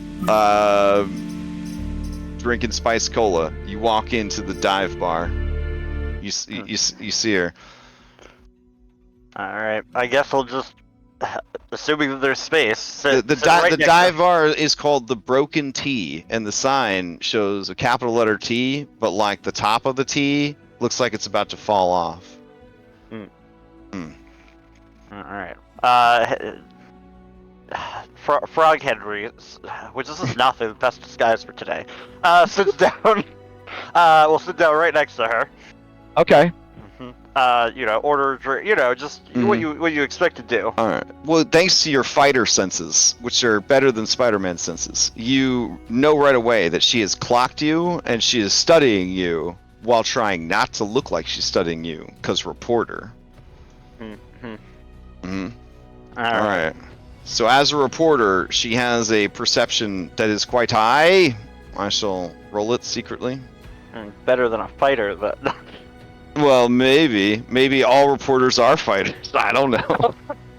Investigator should be higher. All right, so with her 34, she says, You're pretty big for a Gripply, or whatever it is we're supposed to call him.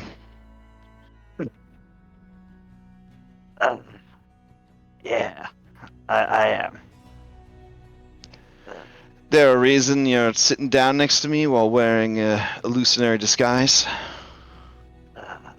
There is. Don't cause a scene.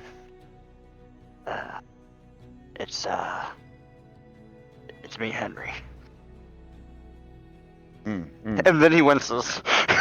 You see her cigarette fall out of her mouth. And she snatches for it and then kind of burns her hand a little bit, and then she says, all right. That doesn't count as a scene, but I'm a bit surprised. Okay. I'm not really a frog, obviously. No, you smell a little dead. That's not Rahog. It's a wild magic sort of thing. It'll solve itself. Oh, like that giant that turned into a gelatinous cube? Yeah, kind of exactly like that. But it's gonna be over any time now. I interviewed him once. The guy was a real creep. Yeah. So obviously I've been here for a while. Yeah, you're wanted for all sorts of crimes. They're saying that you're the skull crushing, the skull crusher. Yeah, that's not me. I assume you knew that, right? I kind of figured you'd really love your brother. I don't think you'd crush your brother's skull. Plus, anybody that knows anything knows that Boots is the guy that crushes skulls with his triceratops. Though it's ironic because he was found with his skull crushed. All right, maybe there was one that was done. Oh, I see. doing the revenge story angle. Yeah. Well, I gotta ask. Now that you killed your brother's killer, do you feel better about things? You think you could sleep at night? I don't really worry too much about sleep lately, actually. But the truth be told, yeah. I don't know if it helped, but it certainly didn't hurt. But well, it's quite a coincidence that you show up here and now of all times when the city is sitting on a powder keg ready to blow. And I think you've been mixed up in this since the beginning. I can neither confirm nor deny anything that you have to say.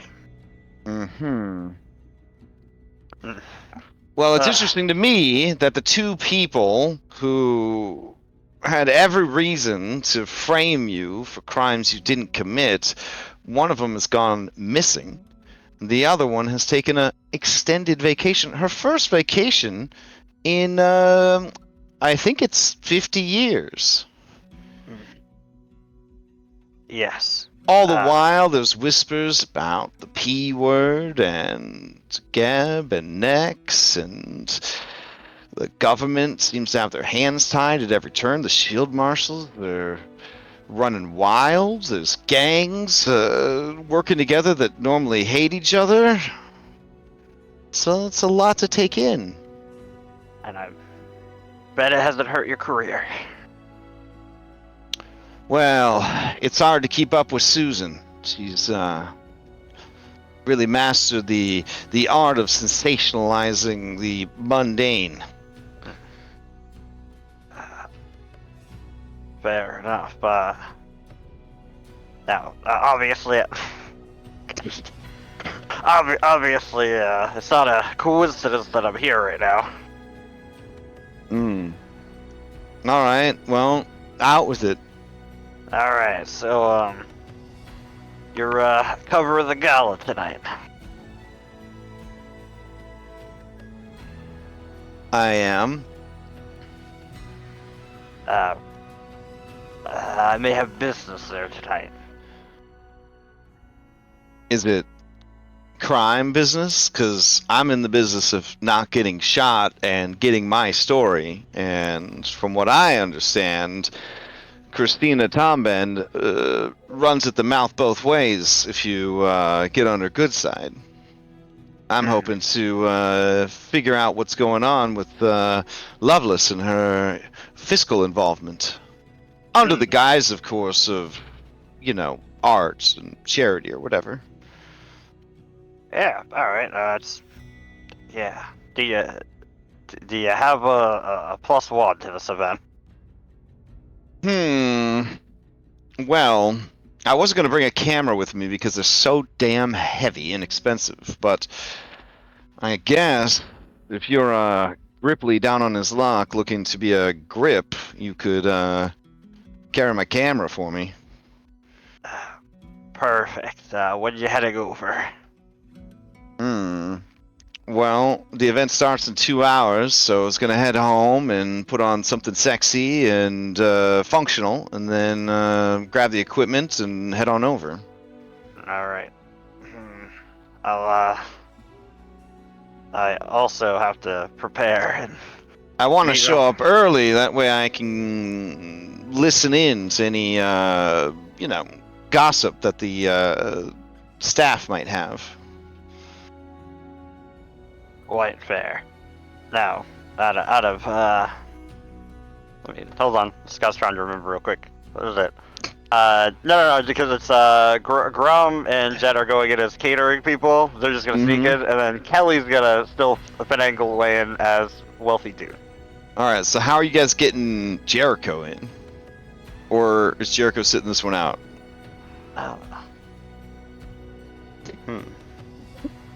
Jericho can't collapse into bones anymore, huh? No.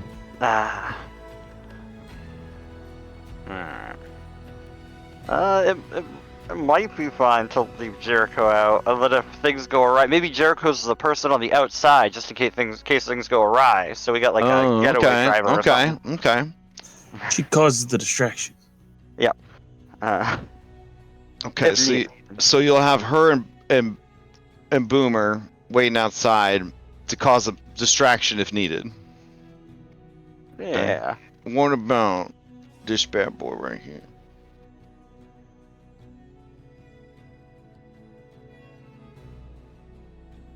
I take no responsibility for him Yeah, I whatsoever. think you can sit this one out. Aww. No, you guys actually got it wrong. We want him to go. We want him to go first, so they're so distracted by this person, everybody else just walks through. Use him as a verbal meat shield. Literally. There are real life people that are like this. Jet, I mean, he did spend 2 gold on a bow tie, so You like, did? Alright. yeah. Alright, I'll let him have it this time. Alright, does he gonna join you as the culinary staff, or do you want him to go with one of the other teams? He can join me. Oh, incredible. Alright. He's already has experience being, the guy in the kitchen. Mm-hmm. Working with Grom again. Alright, he says, Grom, this is you and me, part 2. Yep. Secret agents in the kitchen. Yep. Mm-hmm.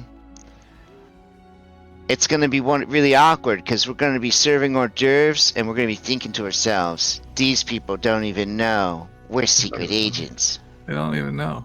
Yeah. Yep. And we're not gonna tell them because No. it turns out you have to keep that stuff a secret. That's why they're called secret agents.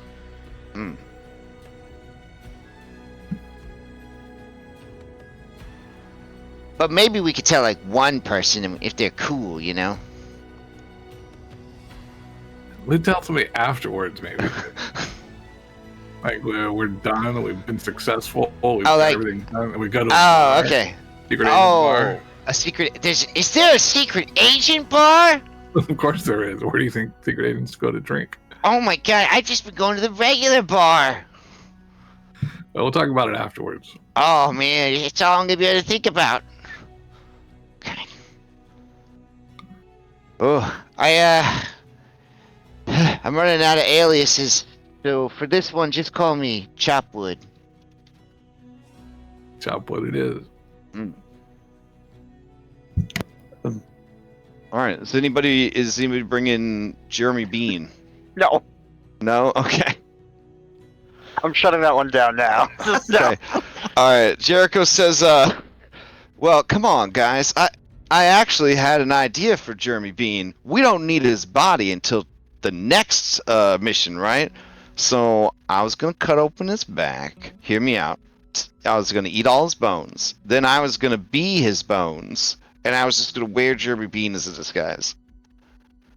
Then No. what are we doing when we actually need the body? Are you gonna dig up new bones to put in there? I have a lot of extra bones laying around. No. That doesn't sound like something Jericho would say. Jericho never has enough bones. She might have an eating disorder, I think. I don't think a skeleton needs to eat as many bones as she eats. Bonemia? No, Yeah. the one where you eat too many bones. I don't know if there's a name for that one. All right, fair enough. It sounds like you're ready to go. Can I do a quick recall knowledge for old Alkenstar families? Yeah, Family sure. names. Okay. Yes. So, some of the names that come to mind are... let's see... Thunderhand, Quickdraw, Ironhearts, Emberforge, Silverheels, Sharp, High Ridge, Viperfang, Redblade, Lockhart. Any of those sound good? I'll go Silverheel, yeah. All right. Thomas Silverheel, yeah. Thomas Silverheel. Okay. I guess before going to, Henry would request or whatever we're calling it, if there's like anyone of note or something that someone like me should be keeping an eye out on, to the reporter who is going to the event. Oh wait, what was your check? Sorry, I was looking something up. No, he was he will fail whatever check it, but he was just gonna ask like, hey, is there anybody of note going to this event? You know, that be wary of, or useful to. Well, Uslog for sure is of note, and be careful because they're the leader of a band of very dangerous mercenaries who are apparently being employed for this event and also to help the shield marshals with their shady shit. Yep. Okay. Yep. Knew that. We're just just seeing if there was something all of a sudden like, oh, surprise! There's this other group we didn't know about. Oh, I got you. Let's see.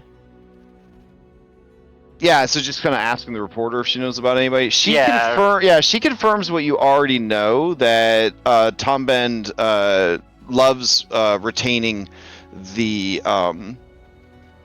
leadsmiths as her personal bodyguard and private security. And with them around, you can't imagine anybody else would be foolish enough to try anything at this event. Fair. Yeah. All right. All right, Kelly. I got your disguise token. Hold on. All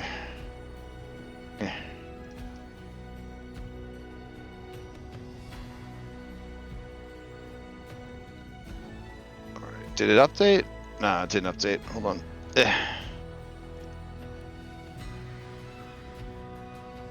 There you go.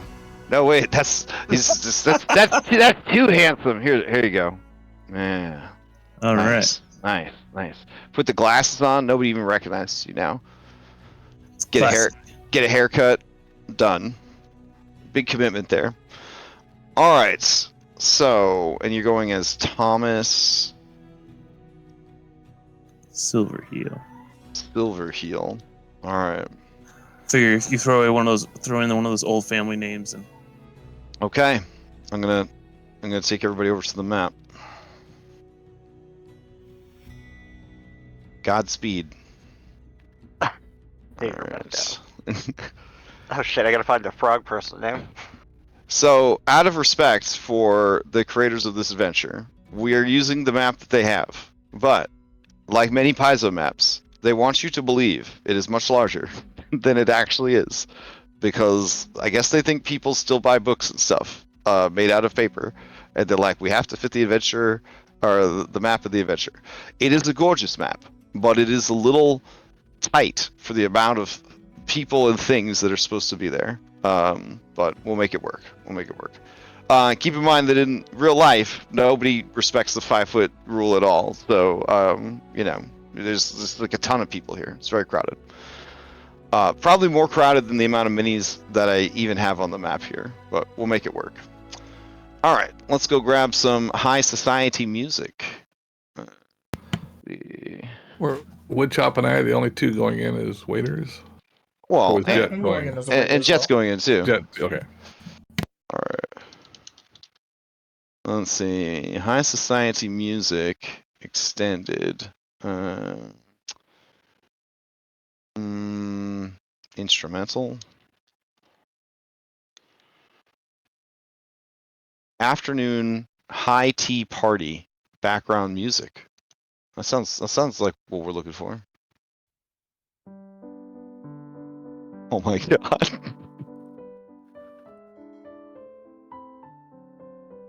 Chef's kiss. All right. So I don't even know where to put all you guys. I'm gonna put you in like a box, a bounding box, off to the side. It's such a cramped map. Hold on. Let's see.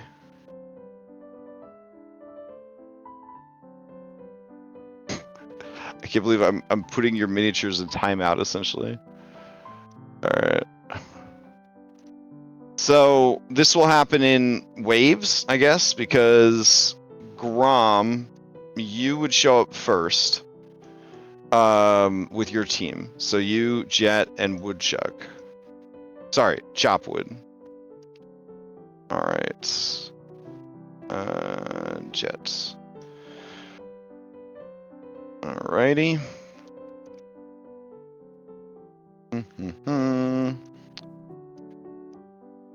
Okay, and I guess we could have a cameraman. That's fine. Cameraman. I don't know. I don't know if I could survive this music for too long. We'll have to find something else eventually. Alright. So the Tom Ben suite. Hopefully everything's working. Alright, as... Oh no, it's really loud! Okay, hold on. As the party goes along, the music will change. Everybody's got to get some drinks in them. Oh, fair. Let me curb this music. There we go. Okay. All right. So, as you guys arrive in your waiter outfits, there is a door warden, one of the most powerful monsters in all of Pathfinder. But there's also, I don't know why they're calling him a bombastic, noteworthy dwarf. That's a whole lot. We're gonna call him a shield marshal. Ooh, character didn't transfer over. Oh no. All right. His disguise didn't. Who's in? Oh, we'll fix it. We'll fix it. Don't worry. All right. So as the three of you arrive, bombastic shield marshal looks over at you and says, "Who are you?" We're staff. Oh, he looks at you guys wearing your black vest, white shirt, black pants, and fake mustaches, and he and he says, "Right. Oh, there's so many of you. God, this is all they're doing is eating tonight. All right, head on up. I don't need any kind of deception roll because you just help staff and you don't matter at all." All right. Feels good. Not to You matter. barely count as people. Yeah. Whoa. Barely counts people. This is Alkenstar, bro. All right. So you guys get in the elevator. There is an elevator attendant. It says, "Greetings. I control this elevator. You look like wait staff. Are you attending Tom Ben's event?" Yes, we are. Just a moment. And it proceeds to, per the adventure, pull the four different levers in an unbelievably complicated series of gestures, and then the elevator hums to life. I don't know why the elevator needed 4 levers or needed to be that complicated when buttons exist, but there you have it. You Grom arrive will at try and like. Ooh, I like that. Memorize shoulder it. surf Okay. him, yeah. Okay. Yeah. Give me an what would be the right thing here? I guess it would just be a perception. Yeah. Just give me perception. Oh, all right. Okay. What you did manage to see and keep track of, you will retain. right. But yeah, it was definitely a lot going on here. Woodshop kept getting in the way and all that kind of stuff. All right, the doors open, ding, and there are two more leadsmiths. Yeah, this guy's not a shield marshal; he's a leadsmith. Anyways, so these two say, more caterers. Yeah, you're gonna head straight, and you're gonna go around the corner to the kitchen. Ignore all the miniatures you see here. You guys got here early, and those people haven't arrived yet.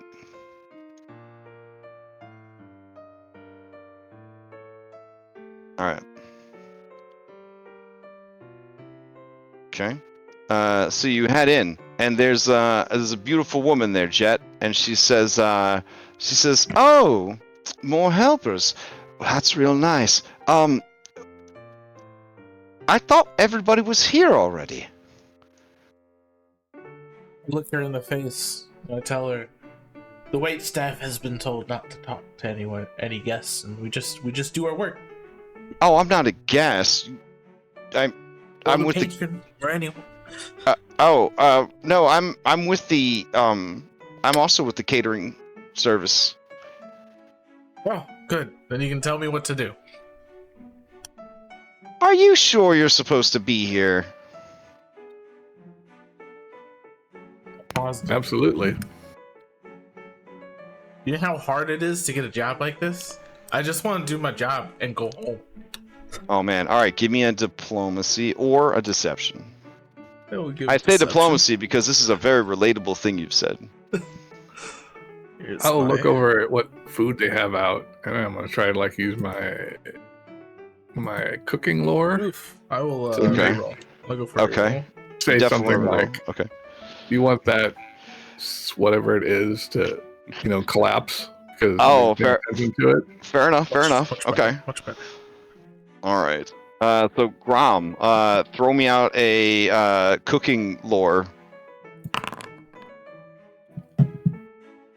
Okay. You guys bombard her with some hard truths and some culinary expertise, and Chopwood tries to talk to her, and she doesn't want to talk to him.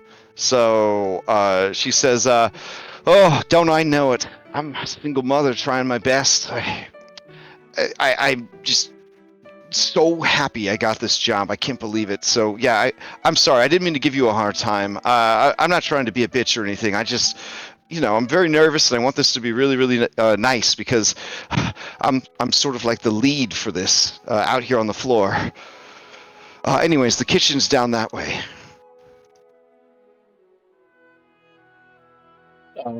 So I see multiple doors. So I just look. Oh, it's down the end of the hallway. The door opens and this cook says, "Who are you?" Adam Shanks. "Adam, get in here!" All right, Woodshop follows you in, and he says, "Not you. No, never you. Get out of here. You're not allowed in the kitchen." And Woodshop looks sad. "What am I supposed to do?" And he says, "You bring dirty dishes." With a sniffle, he walks away. All right. So, Grom, as you go to walk into the kitchen, you see someone working on some rotisserie chickens. It's your mom. Oh shit! I can't go in there. What do you mean you can't go in there? That's my mom. Hold on real quick. That's my mom. She's not gonna be fooled by a big mustache. It's like, I can't fucking cook, man. This is more your deal cooking. I'm more of go out there and talk to people than cook. We're gonna have to ratatouille it. Oh my god. No,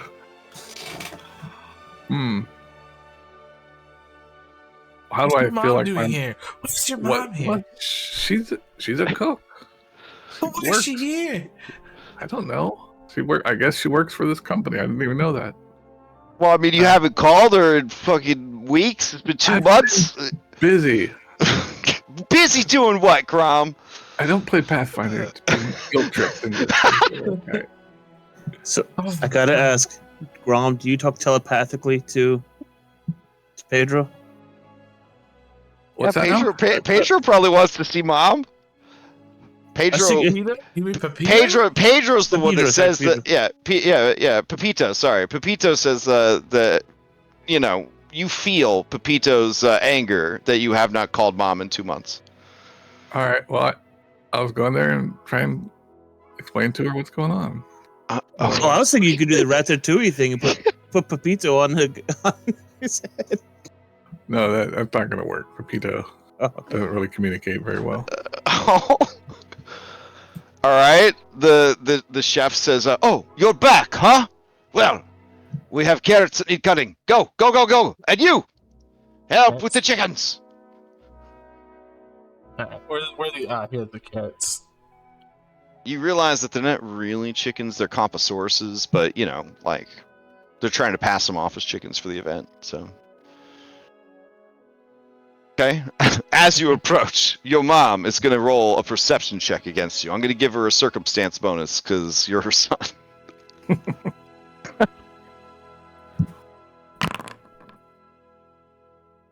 Okay. He says, Gra, is that you? I'll look around, see who she's talking to. Is Pepito with you? I'm just Pedro Pascal, Compasaurus cook. He says, "Why are you being so silly? Where have you been? You're in the papers." This guy says, "Is there a problem over here?" And she says, "We need to take a break." And he says, well, it's crunch time, but all right, fine. I also need to take a break. Sorry. All right. Where So do you take heads a break at? She's just gonna step into the hallway, I guess. Okay. Oh, I am kicked out of Foundry, but yeah. So you guys head into the hallway, and she says, "What is going on? Why are you here? Did you find out I got a new job?" No, but I'm glad you got a new job, Mom. That's great. You're gonna do Thanks. great. It's a very fancy company. I know. I can see that. That's why I've got this open up. They closed down the chicken shack where I was working. I'll unbutton my shirt real quick so Pepito can look out. There he is. She gives him a smooch, and then she gives you a smooch. There's I'm a wanted criminal right now, but I didn't really do anything bad. But I'm trying to. Well, they said that you sold government secrets. No, I'm working for the government. Secretly. What? Yeah. Then why would the newspapers say that you were selling government secrets that you discovered while you were working at that church? It's fake news. Oh. She puts a finger to her nose, like she understands. Anyways, I need you to pretend like I'm not your son tonight, okay? I could never disown you like that, even though you didn't let me know what was going on, and you left me in the dark for 2 months. Didn't have any idea where my son was. Both of them. Did your brother have anything to do with this? You know that you're responsible for both of you. He stuck to you. I'm keeping him safe. Haven't done anything dangerous, really. Pepito's shaking his head. No, that's not true. That's not true. I buttoned up my shirt again. Pepito needs to get his sleep. He says, Well, I think this is strange. Are you here on some government mission? I am. I just need you to play along. Just let me chop up some chickens in here for a while, and then... You're not going to murder anyone, are you? course not. Oh, my baby. You haven't had to kill anyone while you were working as a secret agent. No, I just mostly do chemical stuff, just like I always do. Oh, okay. Well, it is nice to see. She hugs you again. All right, you too. I'll definitely come visit you later on. All right, you promise? I promise. Well, now that I have a new job, I can finally buy you that fancy chemistry set you're always asking for. You don't have to do that anymore. I bought one myself. Oh, you have your own money now. Yep. But not from selling government secrets. No. The government gave it to me to find the people that are selling the secrets. Ah. Well, I'm just happy you got out of the religious life. There was no future for you there. You don't even have divine spellcasting abilities. I'm a believer, though. Not like your father. And she wipes a tear from her eyes, remembering the terrible wild magic surge that took your father from this world. Yeah, it was terrible. Yes, we must never speak of it, though, ever. No. Maybe someday I'll tell you my own. Alright, as you walk back into the kitchen, she says, and another thing, newbie, you better get your shit together or I'll make you choke on this chicken. And the chef gives a nod like, that's what I like to see. Abuse. And he gets back to work. I get to work chopping chicken. Alright. So, with you guys firmly in place, we go to the next group arriving. Irene Bird and Cameraman. Alright. Irene Bird and Cameraman. Well, Cameraman, what's your secret? What's your name? Hot tucked. Okay. I got it on there if you hover over. I see it. Plot tuck. Okay. Yep, it's just complicated enough that people will get it wrong, and he can just confuse them by saying that they're pronouncing his name wrong until they give up. Alright, fair enough. As you arrive, Bombastic Leadsmith says, wow, that is one tall glass of water right there, and that is the biggest Ripley I've ever seen in my life. Name? And she says, Irene Bird, I'm with the Star. This is my cameraman. He checks the list and he says, oh, yes, yep, I have you on here. Alright, fair enough. Yes, wow, working for the paper, I've read your articles, they're real good, I'm a fan, I have a paper in my back pocket, you think you can sign it for me? And she says, sure, who should I make it out to? And he says, you can just make it out to Tony. I says, just Tony? And he says, yeah, that's fine. And she says, alright, Tony. You got a light, Tony? And then suddenly there's a cigarette in her mouth. And Tony's like fumbling for a cigarette. She looks back at you with this look in her eyes like, yeah, see what you're missing out on?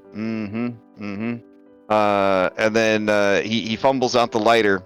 And then she signs with a heart and says, keep reading. And then there's this big, strange-looking scrawl that must say Irene Bird. This guy says, I open the door.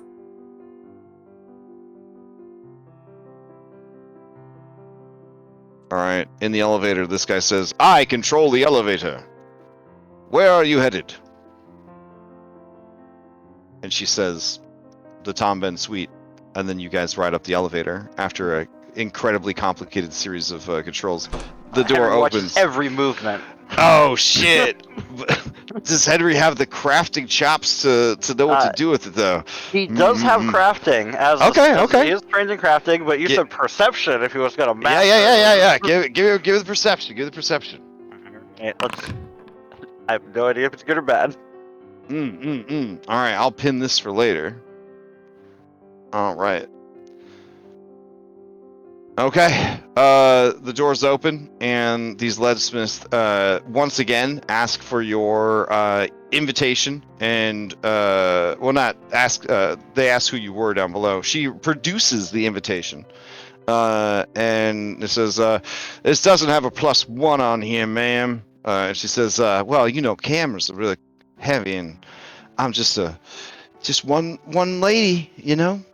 Where am I gonna put it in all of this? She shows her sequined evening dress or whatever, and he says, yeah, that makes sense. All right, head on in.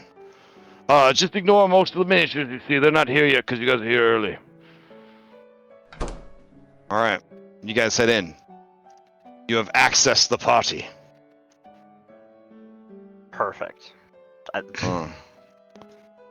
All right. I guess I'll just hide everyone that's not here yet. That'll be easier.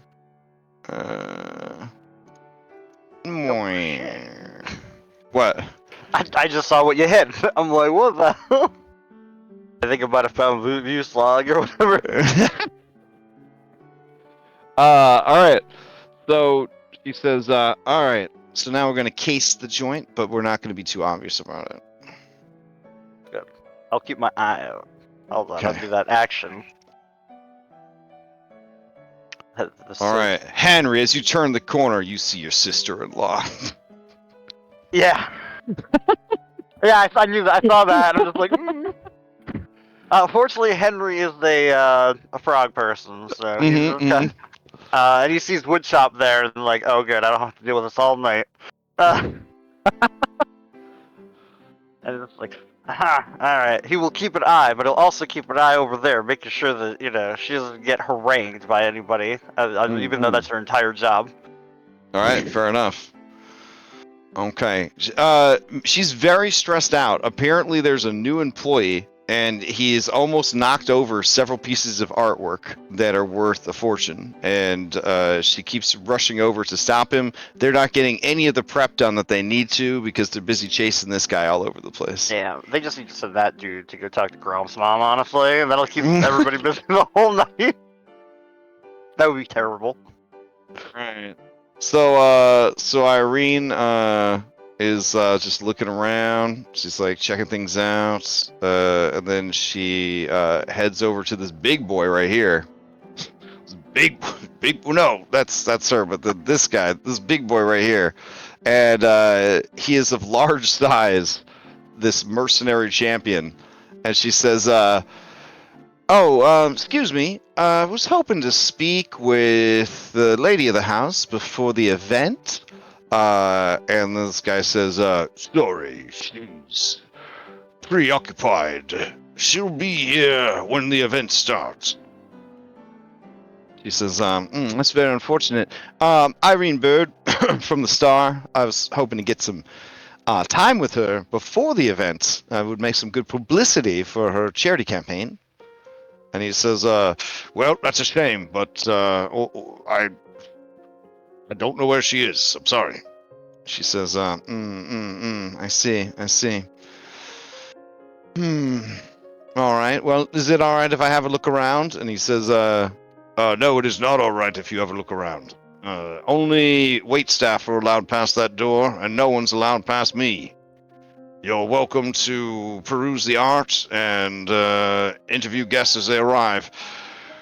I'll tell you what, I'll let you know as soon as I know she's in the building, and I'll relay your request to her. She grumbles, but acquiesces.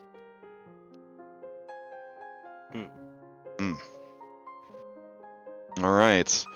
So as you guys are wandering around up there, the artwork is all industrial abstract. So it's made out of like glass and metals and things like that, and it's just all like telling a story. Yep, it's all telling a story. Yeah, the story is telling Henry is like, this is discarded trash. Whoa! Wait, what? That's crazy. All right. Anyways, another object is nearly knocked over, and Nora just says, in her voice that you've heard her use many times at the house when her children are acting up, she says, "You need to stop right now. None of this stuff is for touching. You may look with your eyes, you may not touch. Your job, according to you, is to pick up dirty dishes. That's it. Why don't you just go sit on that couch over there and wait for some dirty dishes? And he says, that couch over there? Can I touch it? And she says, yes, you may touch that couch. Okay. Heads over. During all this, Henry would like to peruse about and see if anything stands out that might be like a secret chamber, hidden weapons, traps, security alarms, anything. Sure. Go ahead and give me a perception as your exploration action. Alright. I will certainly try. And if I feel like my gut instinct tells me to re-roll, I will hero point that. You feel very good about the safety and integrity of everything here. There does not seem to be anything secret, no hidden gun turrets in the ceiling, no bombs hidden inside any of the artwork. Alright, the only dangerous thing here right now is obviously chopwood. Alright. So, things begin to pick up. Kelly, is your intention to show up on time, early, or late? On time. Okay. If not slightly as people start coming in. Alright. Then I'm going to assume everything that's going on here, we will advance the clock. There we go. But I'm going to stand a ways back and try to catch and try to keep an eye out for people that I might recognize as far as like notable people of society. Mm-hmm. And try to kind of curtail in with said group. Alright. So leading up to you getting there, early arrivals include Vueslag wearing a tuxedo. This is per the adventure, though they did not provide me with the art of Vueslag wearing a tuxedo. I think that maybe one of the writers has a crush on Vueslag, but there he is wearing his tuxedo. Alright, he begins to make his rounds, checking in on his personnel and whatnot. Alright. And then people begin arriving. Henry, Irene is looking kind of pissed. Like, what kind of host doesn't show up early for her own event? This is ridiculous. She's probably just down that hallway, hoping to make a big entrance. I hate this. But she kind of tamps it down and tries to be professional about it.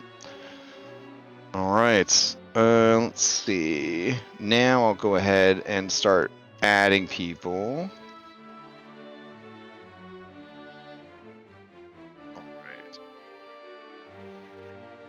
Okay, all that seems pretty good. All right, so as you approach Thomas Silverheel, bombastic leadsmith Tony says, hold on, state your name. I have to make sure you're on the guest list so you could access this here elevator. Thomas Silverheel. Silverheel. Yes. Silverheel. Let me see. I've got a Duchess Rowena Silverheel. You don't strike me as a duchess. That is my great aunt, yes. I see. Well, is your great aunt going to be in attendance? But of course. But she asked me to come in personally to make sure it looks good. Your great This is aunt? her approach. Family's a little funny, but yes. Give me a deception. Because you see, she's already inside. She's right there. And she don't look like no great aunt. Hey. But high magic, Galarian, anything's possible. Wild surge. Deception. All right, here we go. Deception or lie? I would say same thing. Yeah. Yeah, so whatever. If you have a bonus to lie, you keep that in mind. Ooh. Oh, you might want to hero point that boy. Yeah, reroll using hero point. Okay. Really? Oof. All right. The guy says, nice try, but you're not on the list, so I don't think your aunt wants you to be here, buddy.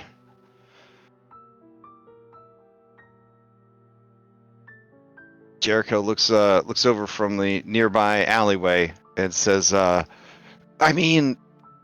of shrugs at you, and then makes a gesture like "kill him?" ? And then you see Boomer has a lit bomb in his hand.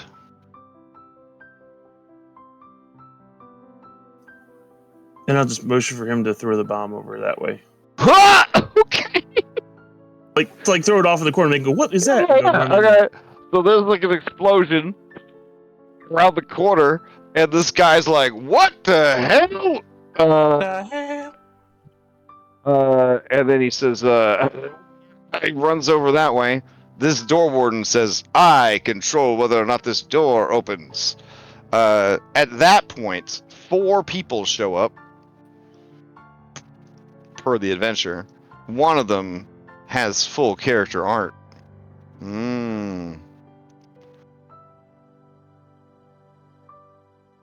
All right. He seems to be the leader of this group of individuals, and he says, "I say, what was that noise? I thought this was a safe neighborhood." And then this lady says, "It's probably just a automobile backfiring. You know how jumpy people are nowadays with everything that's happening." She looks over and sees Thomas Silverheel. Thomas Silverheel, give me a diplomacy. Okay.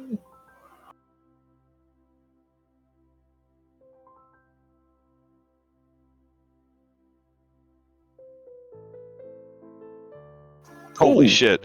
Okay. Dreamweaver starts playing as she looks at you. And she says, "Well, hello there. I very much like your glasses and muscles and 5 o'clock shadow and trendy haircut. My name is Countess Lydia Quickdraw." And she extends her hand so that you may smooch it. I will do as responsibly and slight bow and a kissing of the hand. Okay. Sister Agatha says, "That's entirely inappropriate." And then Sir Gideon Sharp says, "Lydia, already poaching all the cuties so early in the evening? And she says, "Why are you outside when a work of art such as yourself should be admired at the gala?" She extends her arm that you might become her eye candy. I will oblige you. Okay. Petty squabble with some miscommunications. All right. The door guard checks in the absence of this guy who's going to basically try and resuscitate the people that have been hit with shrapnel.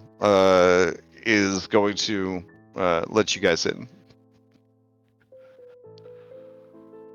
As you head in, Jericho gives you the OK gesture from the shadows, and you see Boomer lighting another bomb. All right. As you ride the elevator up, it's a very slow elevator. And the other people introduce themselves as Irvine, just Irvine, Sir Gideon Sharp, Sister Agatha, and Countess Lydia Quickdraw.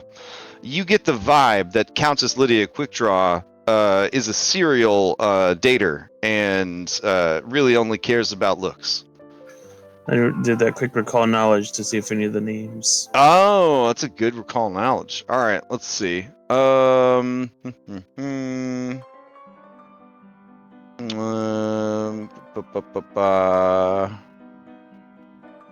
think there might be something about Irvine. Let me see.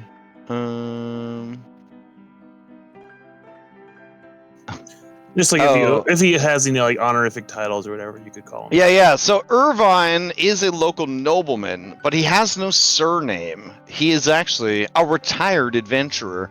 He got out of the game around level 7 and then took the money he had earned adventuring and invested it wisely into stonks. And he's now a super wealthy businessman.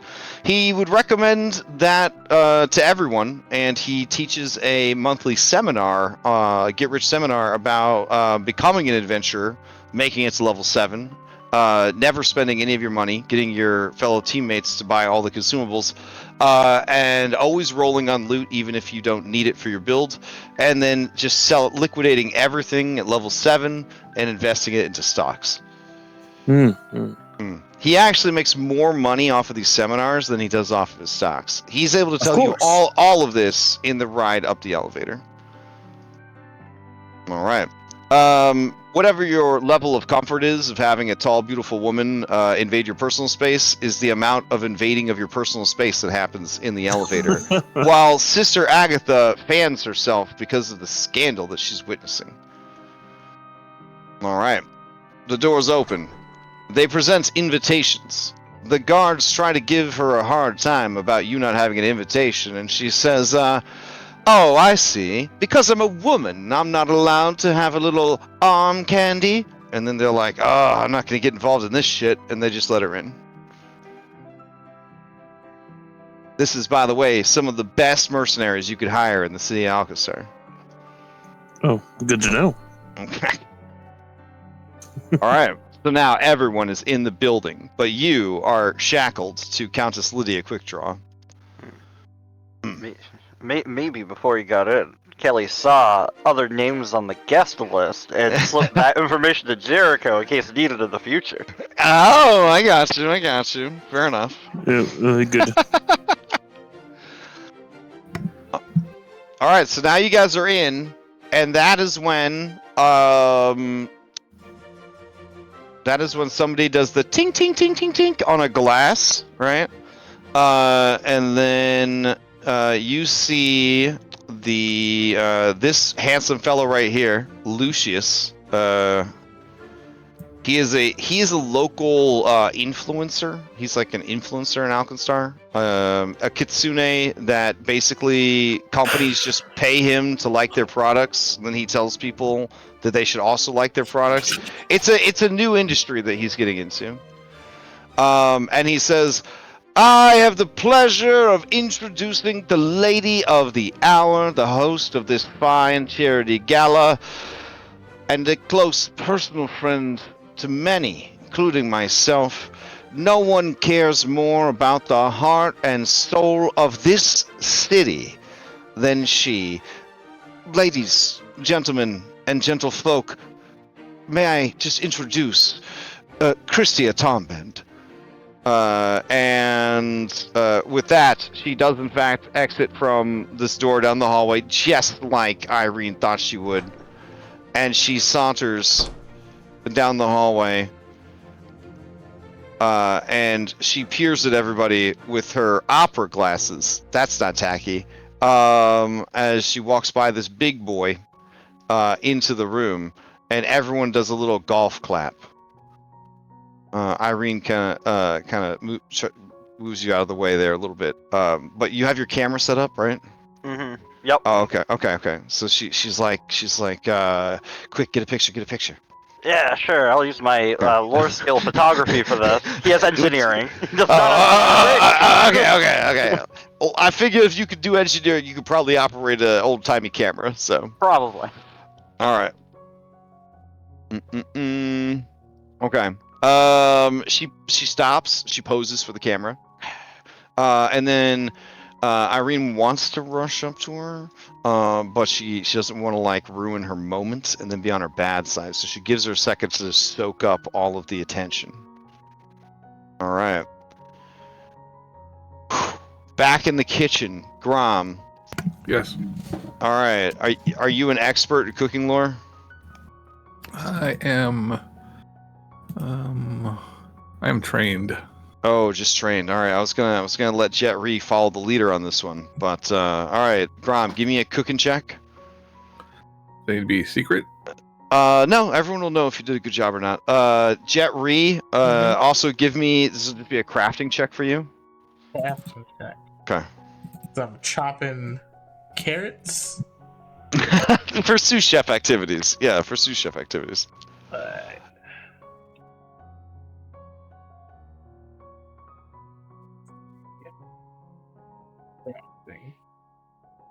Here we go. Can we like follow the leader for my mom? Oh shit! What a pull! What a pull! All right, do you explain to your mom that Jet Ree needs help in the kitchen? Yes. Okay, fair enough. Then yes, you could treat it as following the leader, or for the expert. Excuse me. Could I make a plea that, you know what? I think my talents are wasted here in the kitchen. You should just have me out there being a waiter instead. Okay, give me a diplomacy to Top Chef. Diplomacy. Somebody should go out there and check those heating things. Make sure that the food's staying at the right temperature. Oh, okay, yeah. So Top Chef says, "Yeah, I was just about to send you out there. Go, get out of here." All right, so he sends you out there. I got a question then. Do you actually go out there? Yeah, but the game's paused for me for some reason. Is it? So I can't move. There we go. Thank you. Okay. Then, So do you actually head out, or do you try I'm to gonna head peek into those rooms? Oh, okay. All right. Oh, I mean, So I could take time. I could listen, right? I don't have to peek. oh yeah, sure. Give me perceptions.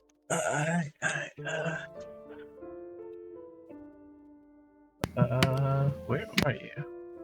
I still have you.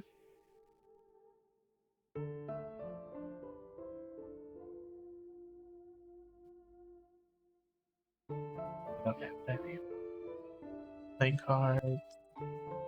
I must have gave it to Henry and forgot to get it back. But yeah, I'll listen to the door. Okay. That's why Henry's Oh, you were looking for your listening ear. It's so high because he has my listening ear. Dang. That's what. All right. I don't You know. listen at the door. You hear nothing. As you listen to each of them, it doesn't sound like there's anybody in there. I'll tell. You know what? I'm gonna get my hearing aid from Henry back.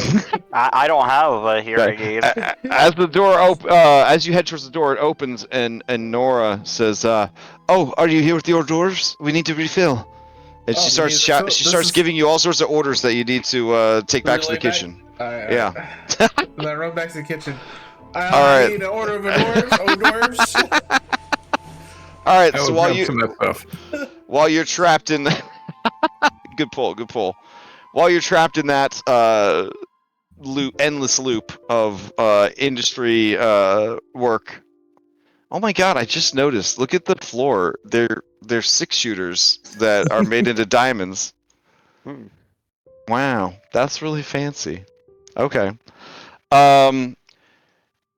Just as you're starting to get your bearings, everybody, there is a sudden hush and murmur from the crowd, and you hear the elevator doors close as if two more people just got off the elevator.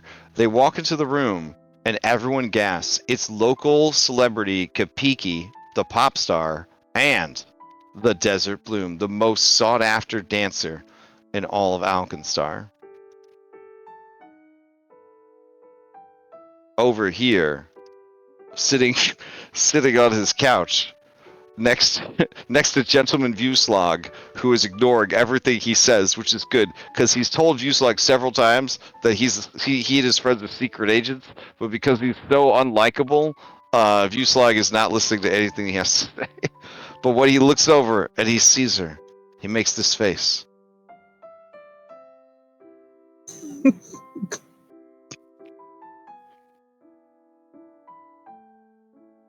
Right. And so they start to wander around looking at art. Okay. As these two incredibly beautiful women come in, Countess Lydia Quickdraw pulls you closer to her, Thomas Silverheel, and she says, "Oh, they're beautiful, but don't go getting any ideas. You're mine tonight." I wouldn't dream. All right. So, What now, guys? Everything is underway. You've made it. After dropping off some more derps here, I go back and I'll shut this door. Oh, they behind do me. have mechanics for escaping from kitchen duty.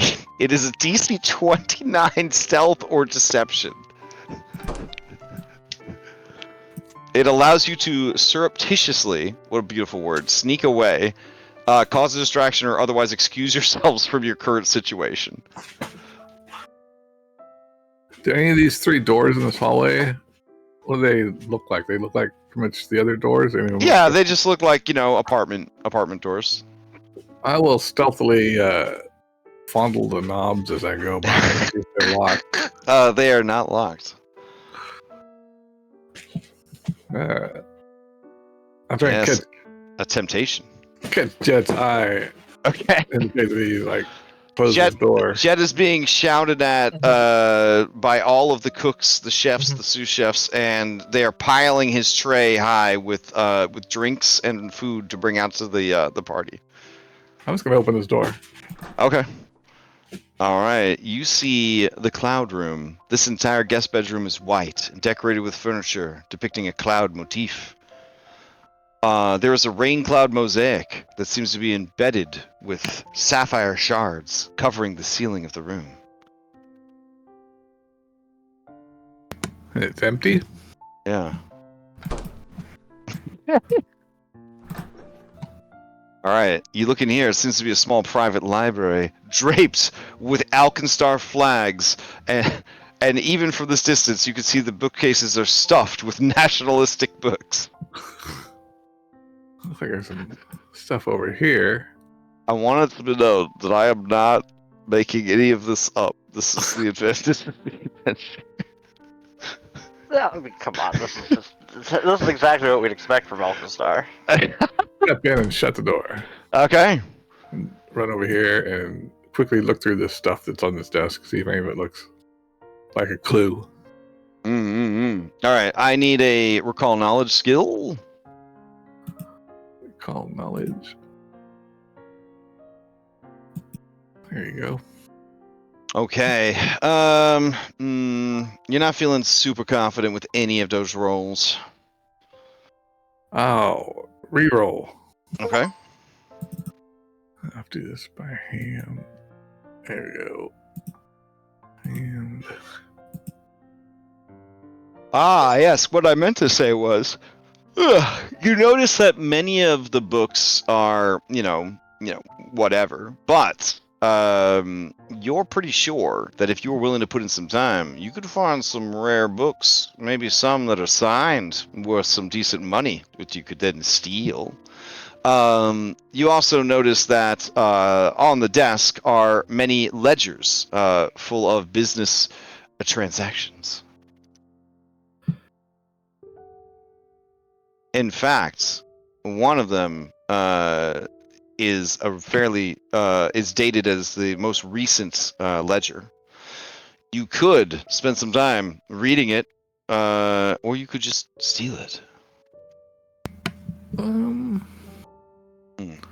is it small enough I could stash it somewhere in my person? I Is it mean, like a big old it's a pretty big, ledger. I will spend some time trying to read through it real quick. Okay. I'll go to my student days and try and cram really fast. Right. Okay, so as you check out Tomben's latest ledger, what is everyone else getting up to? The door opens. Nora cries out, so she says, "Please hurry! We're out of strip scampi!" Oh, I say we're Come out on! of scrampy too. As I come back with the hors d'oeuvres. Okay. Alright, she updates you with another list of things that are needed. You can see that the wait staff is looking upset. This is a very tough event. Oh, they're upset. She's just overreacting. Let's see. What can I do for them being upset, if anything? I guess I could Nora try says, "You can go and get us the shrimp scampi." Now. Yeah. Go. You guys do a good job. You guys do a good job. Now they want All the right. shrimp scampi. Okay, so now, Henry, it looks like Irene sees her opportunity. She says, I'm going to need you to block for me so that we can come up with something for a fighter to do at this event. Oh, that's I will stare them down. Keep everyone away. Oh, okay. I was just going to have you shoulder them out of the way. That's cool. Oh, So well- give me an intimidation. Ah, damn. All right, I talked myself out of a better bonus. That's fine. That's fine. That's all good. Let's see. He could use his intimidating prowess, his physical presence as a right. giant frogman. That's a bonus. Your success here will count as Irene's success against Christia. Oh, all right. All right. Oh! Holy shit! All right. So you can see that Dance of Tharaz, Lucius, many people all want some of Christia's time, but you stand right behind her, glowering at anyone that comes near. And the two of them seem to hit it off really well. And she agrees to a private interview. But not too private because she wants to be seen by everyone. So they head over here and they kick Lady Vanessa Wildfire, Lord Barrett Thunderhand, and Sir Elias Holloway out of this corner. And she says, go appreciate the art. Go on, get out of here. And then the two of them sit down and she starts having this interview. All right. Nice. Hi, Kelly, what are you getting up to?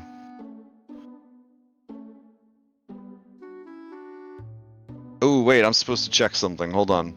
So Kelly, Yes. you have a disguise. Mm-hmm. All right. And then for the disguise... Alright, small one box, using deception skill. Alright, so you give me a deception skill, now, and then Gentleman Vueslag is eyeing you because he swears he's seen you before. Oh! That's really bad! Okay. Oh, okay. Oh, buddy. Okay. All right. So, Vueslag, who, despite the deficiencies of his one eye, is renowned for his keen eyesight and his sharp-shooting, astuteness abilities. He delicately, as if he has a really high dexterity score, even for a giant, makes his way over to you. And he says, good evening. My name is Vueslag. I am the leader of the Leadsmiths.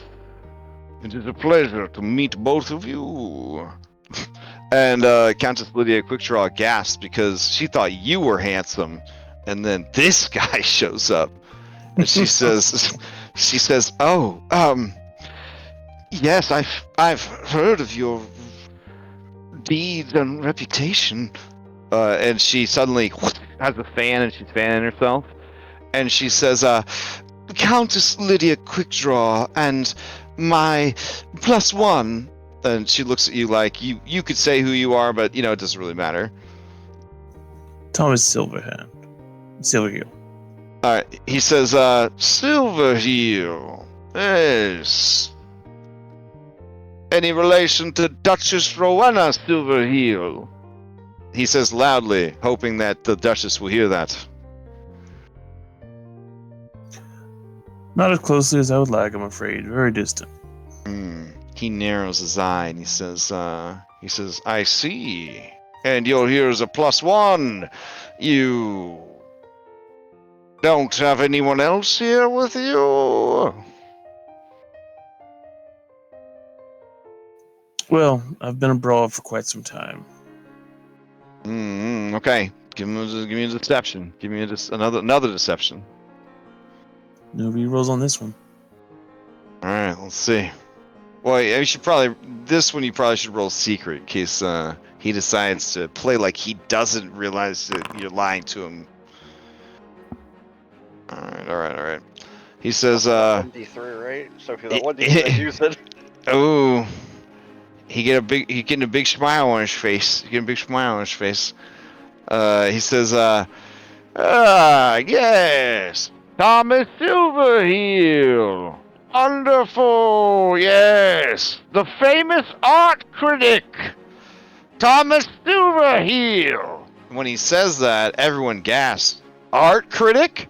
And then Christia Tombed says, oh, excuse me. And she gets up and she starts rushing over. And Thomas Silverheel, you are surrounded as people gather. And Christia says, oh, Thomas Silverheel, how wonderful! I was wondering when you would arrive. My special guest that I invited everyone. Thomas here is a famous art critic who's not originally from Alkenstar. Isn't that right? And you get the feeling that she's just trying to look really cool and important, like she definitely invited this famous art critic. Well, you always know the Silverheels will consider Alkenstar their home. Okay, Rowena gives you a look like, the fuck is this guy talking about? And then Christia says, well, why don't you give us a demonstration? Please, I have a few pieces that I would love to hear your take on. And everyone in the room is now looking at you so that you can pretend to be an art critic.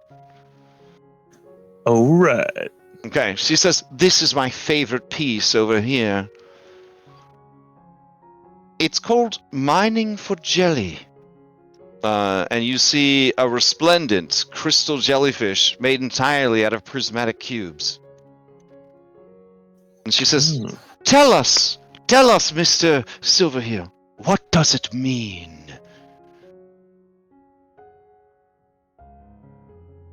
Now, you can role play this, and some of the Pathfinder kids will spin in their graves, or you could pull the Pathfinder kid card and ask me what check you need to make to not have to role play.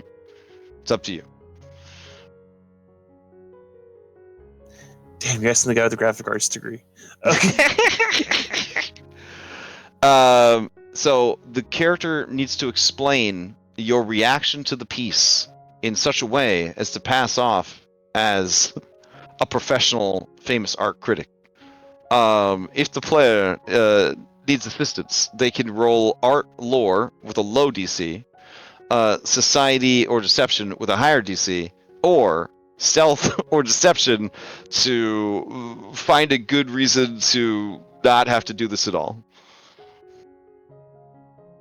Okay.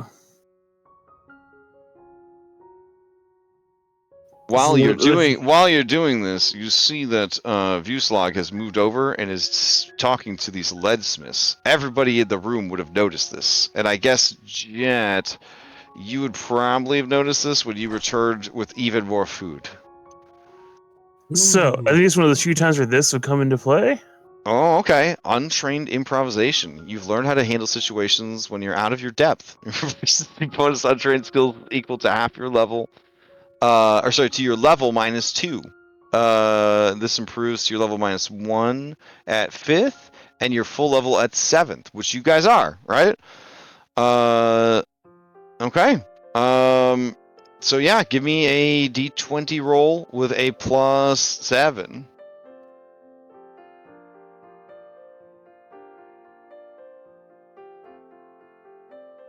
All right. Oof. Oof. All right. So I guess the roleplay challenge. D3 that. Okay. So it won't be a critical failure. We'll try. Oh God. All right. Role-playing challenge. Go ahead and give me the absolute worst critical fail of like what an art critic would say about mining for jelly. No, use of colors, primary, and the cubes obviously represent the squareness of the shape. Oof. and the lines are all squiggly. Henry's nodding. Henry, you hear Irene go, "Oh my God." Henry's just nodding in agreement. He's like, yeah, that's not wrong at all. That definitely is primary color. I don't think that guy is actually an art critic. Oh, he's here with me. Oh. Excuse me, I have to use the restroom. There is a Berber. No one boos because it's not that kind of party. But yeah, as you excuse yourself to the bathroom they forgot to make because there wasn't enough room to print the map if they put a bathroom. We'll assume the bathroom is back towards the entrance and off over here. As I do that and step into the back, I'll pull my hat of disguise out of my back pocket. Okay. Oh my Put that on. All right. Let me see what time it is. I would say all of your hobnobbing and schmoozing and all that would put it at, we'll say you've been here for more than 30 minutes, so we'll do an hour. Hey, So I have to make up for the Jericho darling not being here causing chaos. I have to. Okay. Let me see. I'm gonna just delete chat so I can get to the pin thing faster. Hold on. Oh, you just click on the little pin button above your chat. What? Where is that? Oh, there it is. The little pin button. And it'll Beautiful. pull up. Yep. I've and only also had this it's- mod for 3 years. It's cool. It's All search right. time. Oh, it is search time. Beautiful. And you're in Skyside. Oh no. Hell yeah! And we're at time. Do you guys want to end before he rolls to see if there's a surge, or do you want to keep going a little bit longer? I mean, we got a few more minutes, but let's see. Let's roll it and see what happens. All right. So this is Skyside is a 5, and then it's increased by 4, so it's 9 or less. You should be fine. With how I've been rolling? 9 or less. Let's see it.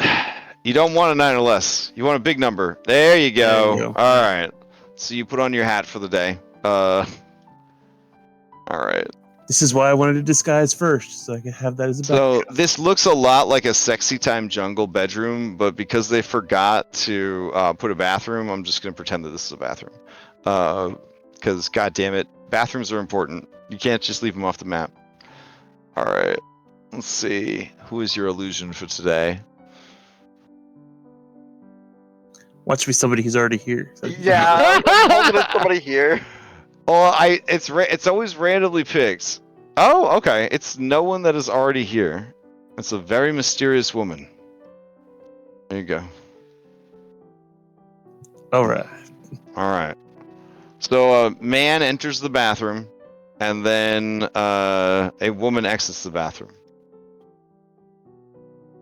All right. I'll just turn to this. That's what say. A strange man came in and went out the window. It can be a deception. Mostly for disguising your voice. Oh, in which case I got a skill for that. Okay.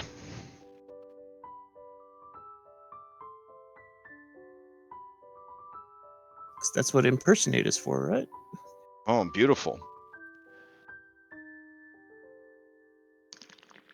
We're gonna have to have a jet rip off some farts here to get this thing going.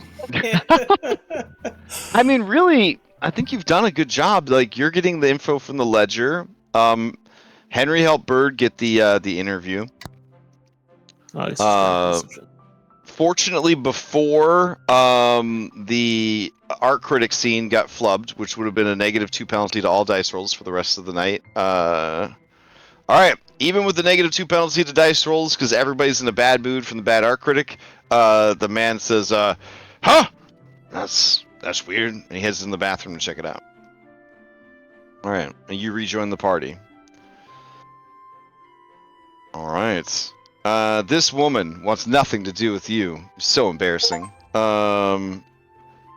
But it's at this point when you see that these two leadsmiths are trying to lead Tombed out of the venue. and she is protesting. She says, "Oh wait, the party is just getting started. We haven't even gotten into the charity auction part." And the leadsmiths are like, "Ma'am, you need to come with us right away." And they start leading her out of the establishment. Anybody want to do anything? I'm gonna cause a scene. Oh shit! Okay, what is the scene you're going to cause as they are heading past you? Trip them up. Oh wow. Okay. Let's see. All right. While this is happening, two leadsmiths approach Tom Bend, and they're trying to escort her out of the party. She is flustered about being forced to leave her own gala, but has acquiesced. If a character catches up with her before they leave, okay. Ooh, no. Okay. So as Yep, you that as you go and try to trip you knock over this artwork instead. It goes tumbling to the ground with a loud crash.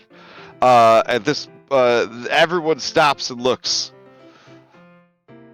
mission accomplished. And that seems like a good place to stop. Not a wild surge, just, several hundred gold worth of art has been destroyed. All we've learned is Kelly hates art today. All right. Well, that was a lot. There was a lot going on there. I'll see you guys back to the dashboard. I step on my luck with a cadaver, okay? Man, I do not want to have to do the recap next week. One of y'all better do the recap next week. That a lot of shit happened this time. Oh my god. All right. Welp. You have successfully, or perhaps now unsuccessfully, completed ? Found yourselves right in the middle of a Pathfinder non-combat social encounter. You get the sense that this would be a terrible place to get into a gunfight with all the civilians. Viewslag by himself is a boss, and then he's got all them other dudes there. You're down a man with Jericho down the streets.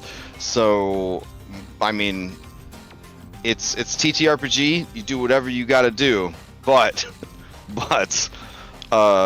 violence might not be the answer when we resume the session next week. Whew. Okay. Quick announcements. We got more Kingmaker prep tomorrow. We've got Strength of Thousands tomorrow. Regular schedule, as far as I can tell, for all events.